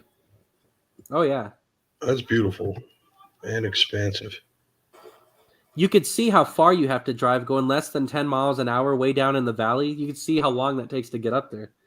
Mm-hmm. And you can see the loose gravel on the ground right there. That's what you're driving in all the way up there. So these are mostly up high views. There's at nighttime the night we got stuck. Actually, that's the last picture we took. Yeah. So, Project High Range, it plays a role in the event, but we'll get into that in just a moment. Like I said, some people will wonder why the hell are they even talking about this. In just a second, this is going to make sense. We're going to go full circle here. Let me get a sip of water real quick. So, I would say back in 2012 or so, I was featured in the Ely Daily Times newspaper. They were covering the event that we had just referred to with the object crashing in that copper mine. And at the end of the article, they said, the guy asked me, his name was Lucas Egan, and he asked me, would you like to put your phone number on there? Everything in my body said, don't put your phone number on there. But of course, I ended up putting my phone number on there. And I started getting calls during all hours of the day and night. But most of it was stuff that we already knew. One time I got a call, I believe it was a Saturday morning, and this man was on the phone and started talking about a UFO incident that he was part of that had absolutely nothing to do with anything that I'd ever heard before. He said that he was a brakeman on a Nevada Northern Railway train, which are the trains that would bring the product from the mine to the smelter and from the smelter out to market. So this man was driving a train from McGill, Nevada, where the smelter was, out to Seattle, I believe it was, to bring it to Japan to the market. They'd put on boat and bring it to Japan. Mm-hmm. So he told me that he was on a brakeman on a Nevada Northern Railway train. He said that they were north of McGill. He said it was either at noon or right about. The crash happened at right about noon, or they discovered it at right about noon. He didn't really specify, but he kept saying noon. So they went around a bend on a mountain, and when they went around this bend, he said they could see trouble up ahead. His exact words were that the railroad tracks were thrown around and bent like pretzels up ahead. So this man hits the brakes on the train, and the train comes to a screeching halt, and he said there's a partial derailment of some of the boxcars. Well, when they stop, he says if you look off to your right, you could see that there's an object, a silver metallic object tipped upside down. I don't know how he figured it was upside down, but he said it was upside down at the base of a mountain. And if you looked off to his left, you could see a debris field with alien bodies, torn up pieces of metal, and other things that were inside this craft were strewn all around this field. And he says that there were some female ranchers on horseback. And when the train stopped, he said these female ranchers jumped on their horses shortly after and rode away. So he didn't really say much about it. He said that these female ranchers rode away. And once this train stopped, he says that on their CB radio that they ended up calling dispatch back in Ely, Nevada, which is where the train station was. And Ely, Nevada sent a wrecking crane out to the site. What a wrecking crane does is it's a crane on a boxcar that basically deals with railroad accidents.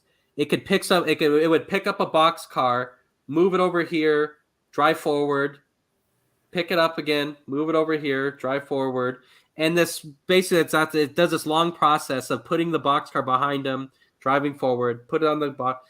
And he says that at this point in time, he says they also notified dispatch that there was strange creatures. He called them creatures. Strange creatures were on the ground, and he described this object. Well, once again, this Battery Battalion A, Automatic Weapons Battalion, the anti-aircraft group, they were called out again. This is 1964 or 1962, depending on which witness you talk to. So about 10 to 12 years later, the same group was called out to another UFO site. Again, I'd like to stress this National Guard unit was only about 10 miles away. Right, Nick? About 10, 15 miles away. Yeah, and same exact thing happened. This National Guard unit went out to the crash site, took all the guys off the train. They brought them to the Ely Police Department to interrogate these guys. Meanwhile, Hill Air Force Base was called. They sent another convoy down, but the only thing was they sent a bomber to Yelland Field, right outside of McGill and Ely, Nevada, with the convoy. So they sent kind of 2 for 1, I guess you'd call it. So before I get to the point of what happened when the guard unit showed up and when the military got there, we got a call one day from a guy named Daniel. Daniel grew up on a ranch. He grew up on a ranch about 2 to 3 miles away from where this event happened. And he stated that back in the 1960s, when he was a little boy, he remembers his mom telling him that she rode out on horseback to the site of a UFO crash. And stories are coming together. Told us, Said, funny how the stories are coming together. It's literally the same exact story, except for it's from the rancher's point of view. He says his mom was a rancher, and she had pulled up to this site, and she was picking up pieces of this object, put it in her pocket. They were walking around the area. In the middle of them doing all this, he said a Nevada Northern Railway train came up, and he says the train hit its brakes and came to a screeching halt, and it scared the lady, so his mom and a handful of other ranchers rode away. So,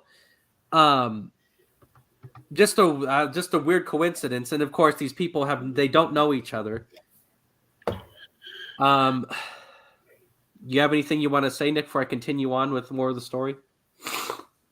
Well, I like to interject with the facts of when we went out and digging in the dirt, investigating. There was a mile marker on the railroad that this witness had given us, and we found it there in the desert. We're not going to disclose a specific location, but we have found it. And then also we went to the Railroad Museum, and we were talking to the director there at the time, and Jeremy brought the number up. What was the number of the wrecking crane? You brought that number up to the director, and his eyes all wide, and he's like, "They're working on that in the back. That hasn't been out in wrecking crane A." Yeah. He even said, "How would you know this information?" It was no one has known about that machine for 40, 50 years, and here you come walking up to me just telling me about it. It's amazing. And we got to go in the back and see the wrecking crane being worked on and all these other. Yeah, it was awesome. We got to see Dirt the cat. Yeah. Yeah. So, continuing on, the National Guard unit ends up showing up to the site. Like I said, they take the guys off the train. We were told that this wrecking crane, like Nick was saying, I was told by some of the witnesses that this wrecking crane number A came to the site. It picked up the largest piece of the wreckage and put it on the back of a military truck. We were told that when the Hill Air Force Base guys got there, that this object was basically obliterated. That I would say out of 100%, if that's the whole object, they would say about 60% of it was still there. About half of it almost was obliterated. When this object hit the ground, it hit the ground at an angle at high speed, and it was flipping around, and a hole was torn in the end of one of the crafts. The whole entire end was torn up. It was almost just like a frame on one of the sides, we were told. And whatever was inside the craft was thrown all over this field as it was flipping around. We were told that there were a number of alien bodies. I was told at least 5 or 6. They were small, childlike in stature. They were like a brownish looking color. The large, typical alien looking eyes with a slit for a mouth. Some people were saying that they were wearing some tight-fitting clothing. Other people said it looked like they had clothing, but because of the fire and the heat, that the clothes were either singed or they were almost burned into these creatures' skin. Some of the individuals said that there was one body in particular that gave a guy nightmares. He said when he went to walk by the body, it was gurgling. It wasn't moving, but it was making a gurgling sound as if it was dying or if it was still alive. But they said it was gurgling, and the guy says that he still has nightmares to this day about that. That's kind of disturbing to think about. Yeah, I remember when you told me that story. It would be disturbing to see an alien, something from another planet or galaxy, dying. Yeah, especially the size of children. You like associate like little things with like children like that. Yeah. One of the most interesting things, the guy that was running this National Guard unit at the time, he says that before the main bulk of the Hill Air Force guys got there, he says that him and his second in charge actually walked inside of this object, which I know sounds kind of crazy, but there's one reason I know he's telling the truth and not bullshitting me. He says that he went inside the craft through this ripped open hole that I was telling you about. And he said when he walked inside the craft with his friend, he said that they were standing on the roof and you could see there was furniture like chairs that were attached to the floor, bolted to the floor, and it was up above them on their, like where their heads are. So that's how they knew it was upside down, I guess. He says that you couldn't see any kind of walls or any kind of doors or anything, but he says that it looks like you were standing out on the desert floor. That he says it looked like you were standing out on the desert floor. You could look down and see the desert beneath your feet and look up and see the sky. And you could see the guys moving around, doing whatever, securing the area. But he says that it looked like you were outside, but it was green and he called it sparkly, almost like modern day night vision. He said it was like the green with like the yellow looking night vision. But anyways, he says that they were in there for what they thought was just a few minutes, but it turned out that they were in there for an hour, possibly more. So whatever was going on, time seemed to stop or slow down. Not stop, but slow down when they were in there, I guess. What do you think of that, Nick? Do you think that's a possibility? Do you think that sounds like BS? What do you think? Well, it could be one of two possibilities if that happened. The first thing, it could be some kind of energy emanating from the crashed craft, like some kind of energy field that we wouldn't know of, or maybe just even EMF energy, because there have been experiments where they've taken electromagnetics and put it to people's brains, and then it causes them to have like delusions and things. Or it simply could have been a stress response. In other words, this guy could have been in shock. I mean, just imagine you walk into a device from another planet where you have no comprehension of what this thing is or where it came from. You're going to go into shock, and perhaps your sense of time will be very, very distorted. And that's what I think happened. I was thinking maybe because the time slowed down in there, maybe that's somehow the way they get here without taking millions of years or whatever they're saying. Maybe that's beyond our somehow comprehension. Related to the craft, yeah. Well, I originally thought, the story sounded like bullshit to me when he first told me. But the one reason I know he's telling the truth, Daniel, the man I told you who grew up on that farm close to this crash site, he says that when his mom was out there, she supposedly picked up pieces of this object off the ground. And the way he described the pieces, he said that they were green with sparkles in it. Almost the same exact description to a T that this military guy told me.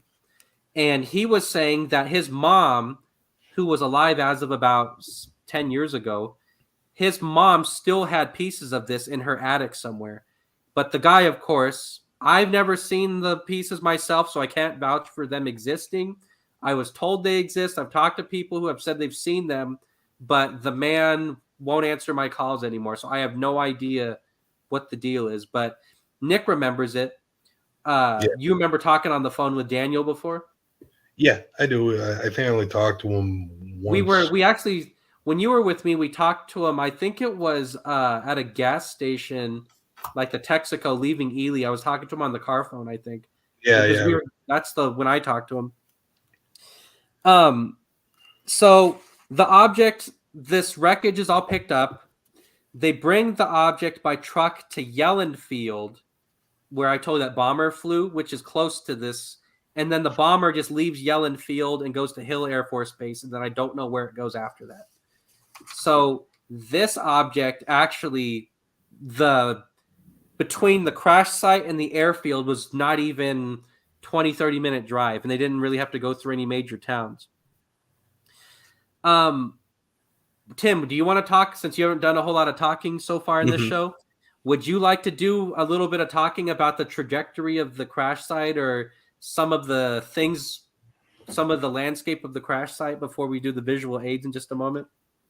Sure. Well, we've been to what we believe is we've narrowed down, like Nick was saying, throughout several years. We think we have it pinpointed to one location. It's very swampy because of the farm fields right now. It's like a half desert, half swamp.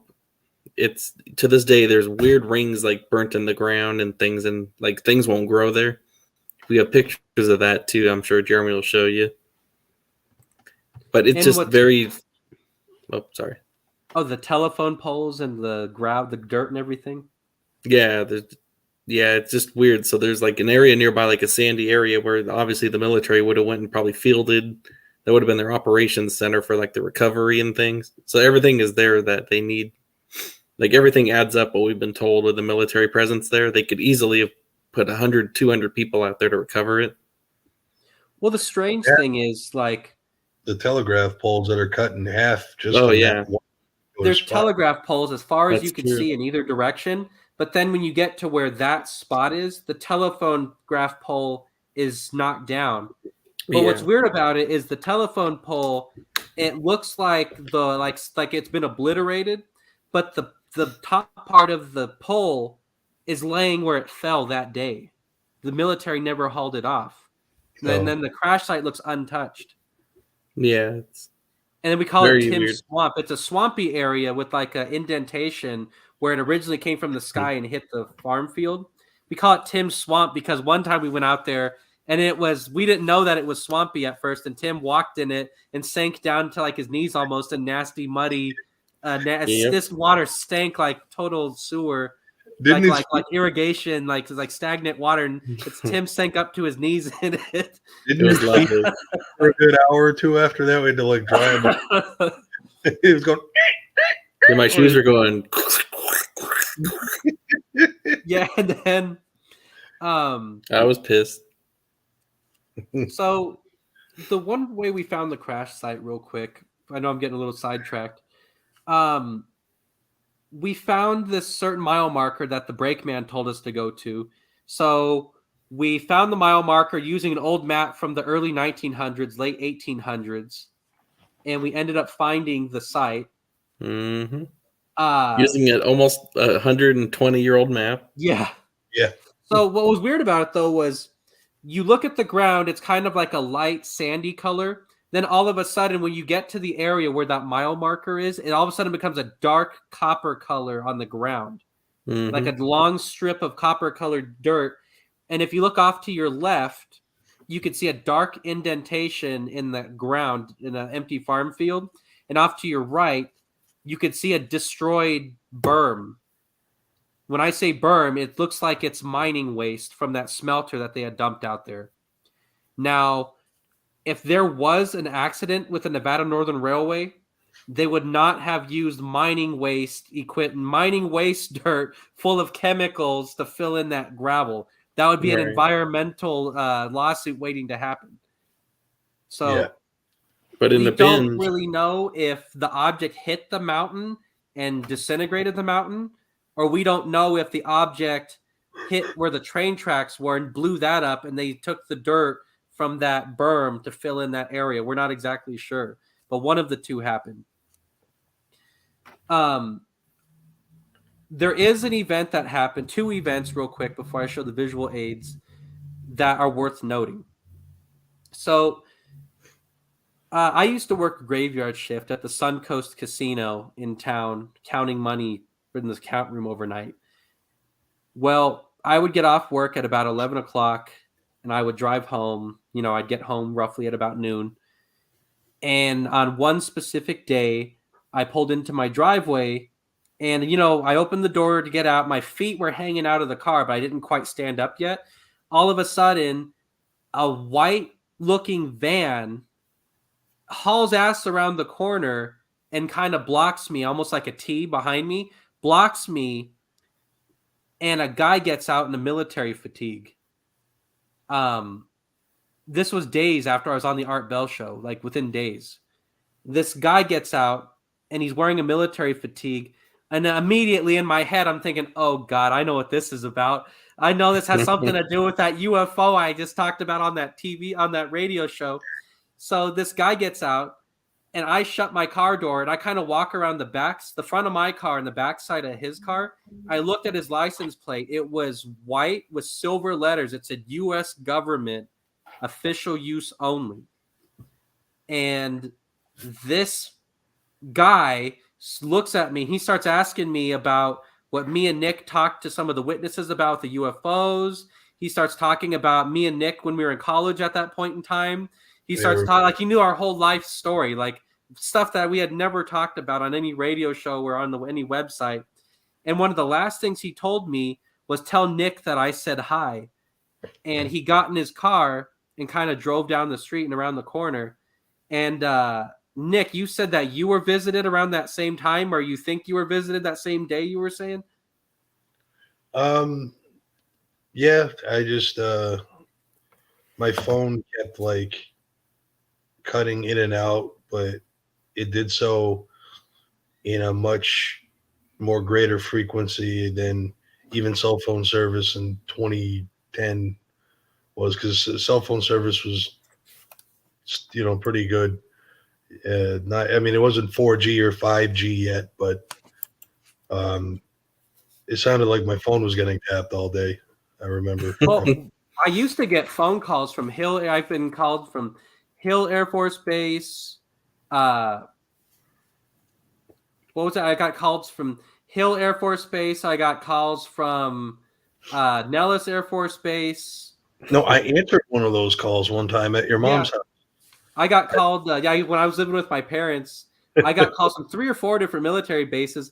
I remember the hair standing up on Nick's neck when we got a call. It's about 9 o'clock at night. He answers the phone because he happened to be over. At 9 o'clock at night, the phone rings, and a guy calls from the Hill Air Force Base asking to speak to me about UFOs. Yeah. Or the hair set up on Nick's back, on his neck. Yeah, you're like, hey, dude, go get the phone. Who's calling? Hi, this is Sergeant so-and-so from Hill Air Force Base. I'm like, Yeah. One more quick story I'd like to mention. So me and Nick, we were on the Talk with Vince show with Vince Martin quite a few times. yeah. And he had a co-host at that point in time.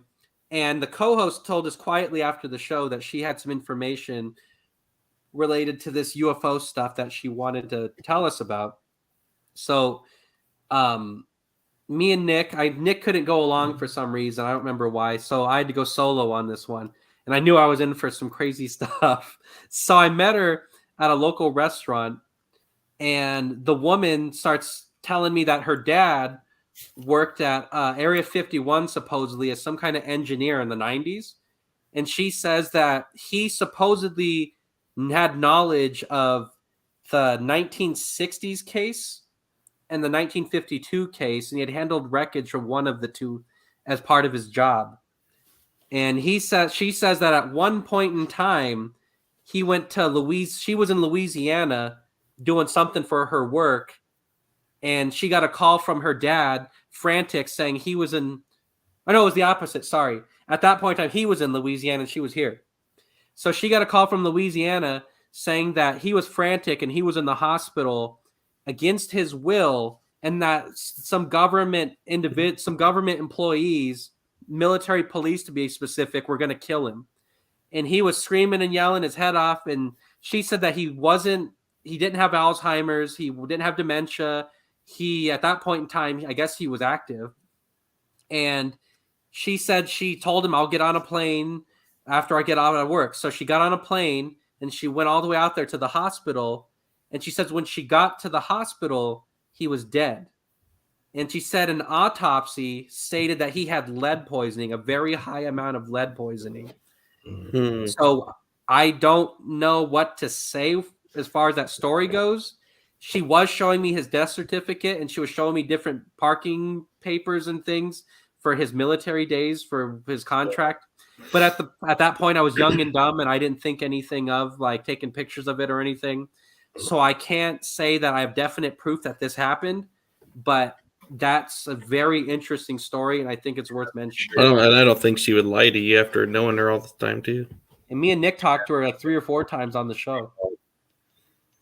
Well, if you come down with lead poisoning, either one of you know what happened. So I got a couple visual aids I'm going to show everybody. Then I got one more quick sighting, and then we'll probably end the show for tonight, if that's cool with you and Nick. Probably have like another 15, 20 minutes or so. So I am going to show. Well, we're definitely setting the story straight. Yeah. Yeah, that's for sure. So the 201 and the 401 were the 2 trains that pulled up to this disaster, I guess you call it, this UFO crash.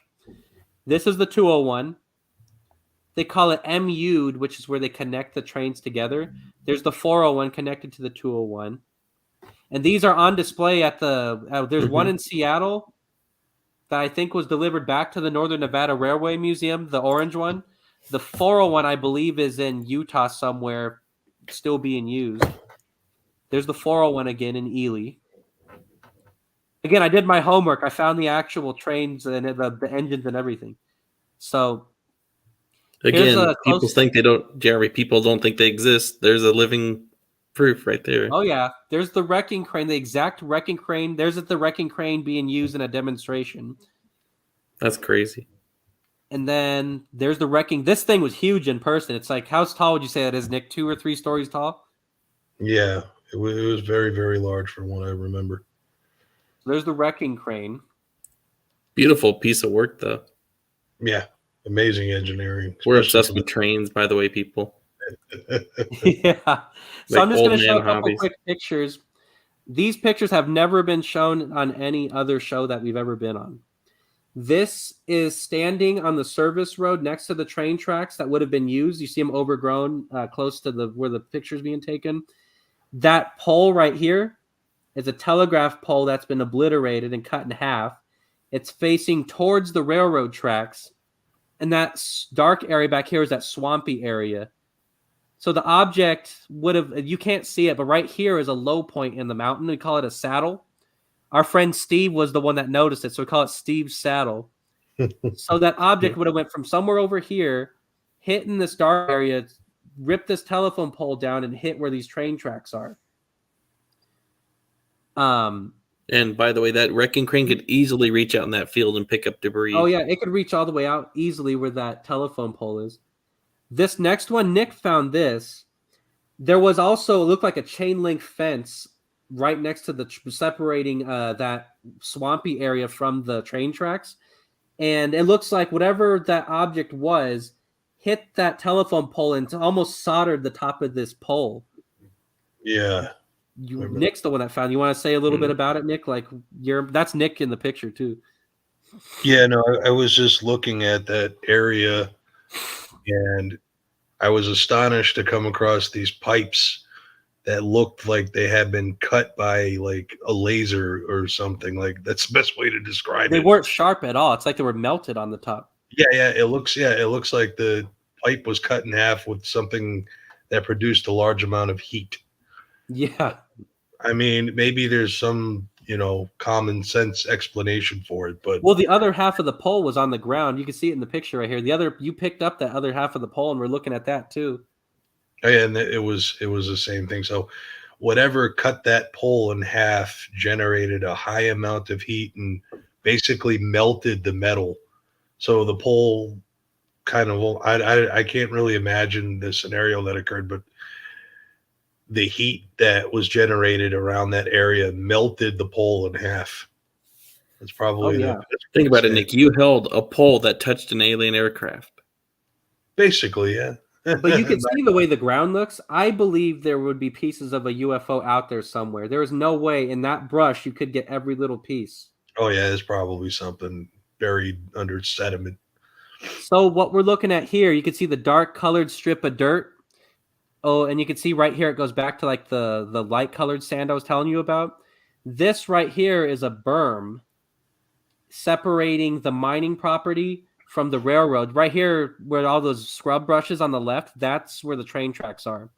That object hit that farm field, destroyed the tracks roughly around this area, and hit this. I don't know if it hit the berm or if they used sand from this berm to fill in the area where that dark copper colored stretch is. One of the two scenarios.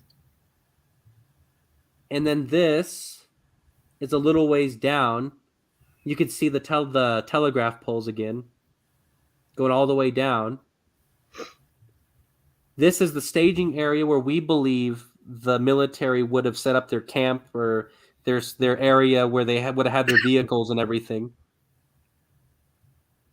This right here, you could kind of see where the telephone poles in the background are coming towards us, but all of a sudden there is no pole closest to where the photographer is because it's kind of like right off camera, but it was obliterated basically. And you could see the fence posts that are knocked down in the background, those tall fence posts. Those were the ones that Nick was talking about that were melted on that hill going up. There's another picture of that dark area. That's where the object hit. So, and might we add our friend Steve's lived there out that way for 30 years, Jer? Yeah, since the 90s. We've done many visits with him out there, and he truly, genuinely believes that's the spot too. Yeah, an avid outdoorsman, lives there, heard the story himself, is a good friend of ours, and he's he's pretty he can be kind of skeptical and even, but he was like, "You guys found something." Oh yeah, definitely for sure. He believes we found some of that. People ask us, well, why don't you go out there with a Geiger counter with metal detectors? We did. Yep. Yeah. But the area was just so vast. We got to come up with another game plan with the metal detectors to come back. Something that is worth noting, we did go out to that area where the destroyed berm was at with the Geiger counter, and that specific area did have higher radiation detection than the other areas around it. Mm-hmm. It wasn't like through the roof, like hundreds of milligauss higher, but I think it was 29 ticks higher than any area around it. Yeah. So there is radiation there, but we're kind of new with the Geiger counter, so we're not exactly sure how that thing works exactly, but it does have a lot higher reading in that area. Yeah. So real quick, I only have one more thing I'd like to mention, like one more short story. Is there anything you guys wanted to talk about before we go on to the next topic real quick? Oh, no, I'm good. Oh, I'm good. Yeah. Once again, we're setting the story straight here on the Ely, Nevada UFO crashes. There are a number of strange things that we're talking about here that we usually don't talk about when we go on other interviews. For those of you who are just tuning in, something I would like to mention, I forgot to talk about earlier. We talked about Project High Range and how they had that high-powered radar tower. I think that radar tower had something to do with that 1964 crash. I think that object, the tower interfered with it and caused it to go down. What do you and Tim think? Yeah, it would have been coming vaguely from that proximity. It would have been within the 50 miles. Mm-hmm. Yeah, I mean, like I said earlier, the EMF waves could have definitely interfered with the navigation of the spacecraft. Mm-hmm. Definitely a possibility, and a good probability at that one. So we got about 15 minutes left in the show or so. This other thing, it's unrelated to the Ely crashes, but something I'd like to talk about. This next event happened in the 1970s, and I was told this story by 3 different workers over in that mine over in Ely. So, again, I was featured in the Ely Daily Times again, and I was featured in the White Pine Public Tourism, and I got calls about this. So in the 1970s, on a winter night during the graveyard shift, this man was a haul truck driver, and he was hauling things for the mine. He says that supposedly he was at his job, and the power turned off in the mine. And all of a sudden, the power turned back on a few minutes later. And he says this happened about 2 or 3 times. And finally, the foreman that was in charge of running the mine told everyone that they needed to start going home. One of the guys I talked to who was a mechanic, he says that the boss walked up to him and said, "You guys need to go home. There's something going on with the power. It's not reliable." So most of the people in the mine start leaving, but some people stay back to either finish their work up real quick or talk to their friends. He says the power goes out again. This time, the foreman gets a little bit more angry and a little bit more stern and says, "You need to leave." So more people leave. So this happens a couple more times. The power keeps turning off. Finally, it gets to the point where this guy is literally almost yelling at these people to leave. So he says finally the mechanic gets in a car, in a Jeep, and he says he's with 2 of his friends, and they're driving down the road towards Ruth coming from the mine. He says that they pull over because he wanted to go pee on the side of the road, I guess. And he says while they're going pee, there's Nick. Yeah, so the guy says while he's going pee on the side of the road, he sees the power turns off in the mine once again, and he sees an object, a glowing object, light up the snow coming from the Duck Creek Success Loop area, comes over the mine, and it lands slowly in the mine where they were all just at. It didn't crash. He said it landed slowly, like it was being controlled. He says within minutes, not hours. I double checked this with the guy. Within minutes, he says there were several military helicopters in the area, like they were tracking it. He says about 2 or 3 days later, the object was seen being carried off by a double-bladed helicopter with several escort helicopters. He said in the middle of the daytime, it was flown over downtown Ely, Nevada. This was in the late 70s. He says the military showed up periodically all winter long doing tests on the ground where that object was at. And he says that they saw military helicopters all winter long periodically. Very weird. So, one of the guys says that he was talked to by the military at work one day, And he says the military told him that they tracked the object as it flew over the Success Loop. It landed and took off again and landed in the Duck Creek Basin, and it took off again and landed in the mine. So, real quick, what do you guys think of that? I think personally that was some kind of a man-made object. Possibly. They said within minutes the military was there, and they said it didn't crash. It landed slowly in the mine. Yeah, that was probably an experimental aircraft. Our military has so many experimental aircraft that we can't even contemplate what's going on. And we'll never know what they are. I had an old coworker who's been long retired now. He used to work out at Area 51, and him and I would get into discussions about things. And he didn't really give me any specifics because he didn't want to get zip tied and disappear into a black van. But he told me, he said, okay, you see the movie? He said the technology in the movies, you see what's going on with that? He goes, our government is 10 years of what they're putting into the movies. He says, I've seen things like that. So the U.S. federal government's doing some wild things behind closed doors, and 100%. It's far beyond our comprehension. Like I said, he told me they're 10 years ahead of what we see in the movies. So they probably got like robots and stargates and all kinds of stuff. Oh, definitely. Like I know they had those invisibility outfits and shit too. Yeah. One thing I'd like to mention though was if this really was an object that was controlled by people, this area is very mountainous, like towards Ruth. If you were going to crash land or do a controlled landing, like an emergency landing, you would want to land in that mine. That's one of the only areas that isn't full of trees and like treacherous looking mountains. Yeah, whatever you land, there's going to be found. But once again, though, a question I was asked that was kind of interesting. This is literally Kimberly Mountain with that tracking station was in operation at that time, and all of this did happen in that within 10 or 15 miles of that too. True. Yeah, the area is a hot spot for sure. So real quick, so now that we covered the basics, got a little bit in depth on certain things, is there anything that you and Tim want to talk about as far as these incidents go? Your thoughts, your opinions? I'm sure we're going to do other show. We have so much information on this. We could do 10 shows probably. Yeah.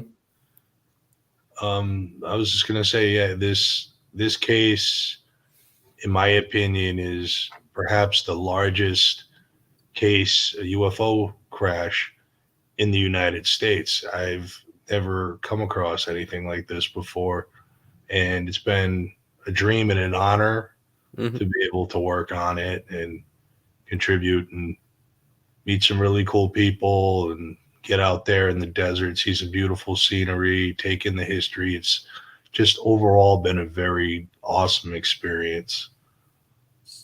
Well, oh yeah, I agree 100% too. It's been a privilege to work on it. I didn't do as much as Jeremy and Nick, but I was there filming and going out there still only about 8 or 10 times. I mean, it met lots of cool people, saw lots of cool stuff. We've literally been going there since we were kids, and now we're all in our 30s, and we still have unfinished business out there that we could think of. Seriously, no, but it's like Nick said, the history and the area is just amazing, and the people are cool. Food is good. Well, me and Nick were thinking of moving out there within the next couple of years, possibly. Yeah, I definitely wouldn't mind having a property out there. That's for sure. Get away from the craziness in Vegas. And we wanted to build a bunker out there too. Yeah. Yeah, Jay, you should show the teaser. Yeah, I will. I just got to pull it up real quick. So yeah, we've been backtracking on a lot of things. We've been meaning to put out a documentary on this, but it's just so massive, the amount of evidence and things that we have. It's just so massive. No, but it's amazing, and I believe it 100%. All 3 of those happen. So sorry, I'm trying to find the teaser real quick. Oh, you're all good. All right, so I am going to show a quick share my screen one last time. I'm going to show a teaser we made for a documentary that we're kind of procrastinating on, but we're trying to get done here. It's about 1.5 minutes long. Compiled of a lot of our trips.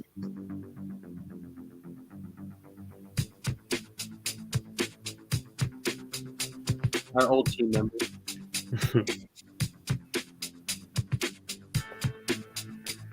Mick going cowboy on it.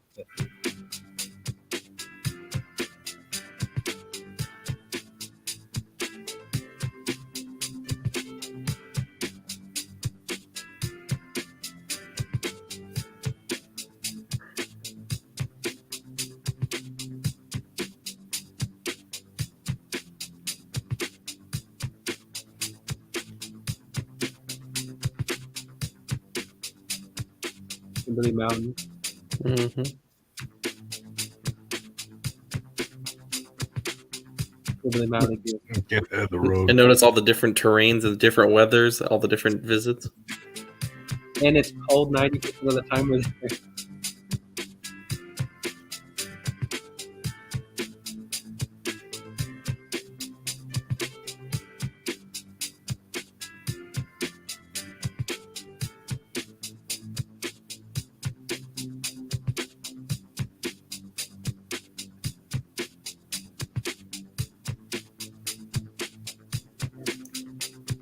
Cool little video. Yeah, it's a nice little So deal. So this was a quick. So this was not really a quick video. This is a video that we had setting the record straight on all this. I'm sure there's some things that we're forgetting. We'll have to do another show eventually. I'm sure we will. Well, I know we will. Mm-hmm. But again, we are going to have a special show next weekend. We're not sure if we're doing it on Saturday or Sunday. One of the two. We'll have to figure it out. We're still kind of up in the air if we're doing shows on Saturdays or Sundays from now on. But we'll let sometime during the week we'll let everyone know. Next week we have a very special topic. It's a project we've been working on for quite a while. It's the Nevada Sand Yeti. Mm-hmm. We've been tracking this creature. I would call it a Sasquatch or a Bigfoot that lives in Nevada and northern Arizona and some of Utah. We captured some very interesting footage on this. We're going to show some of that footage for you next week. We're going to preview our upcoming documentary that's about 90% done. We're going to talk about some of these eyewitness stories. It's going to be a good time. Nick's been really wanting to do this show for quite a while.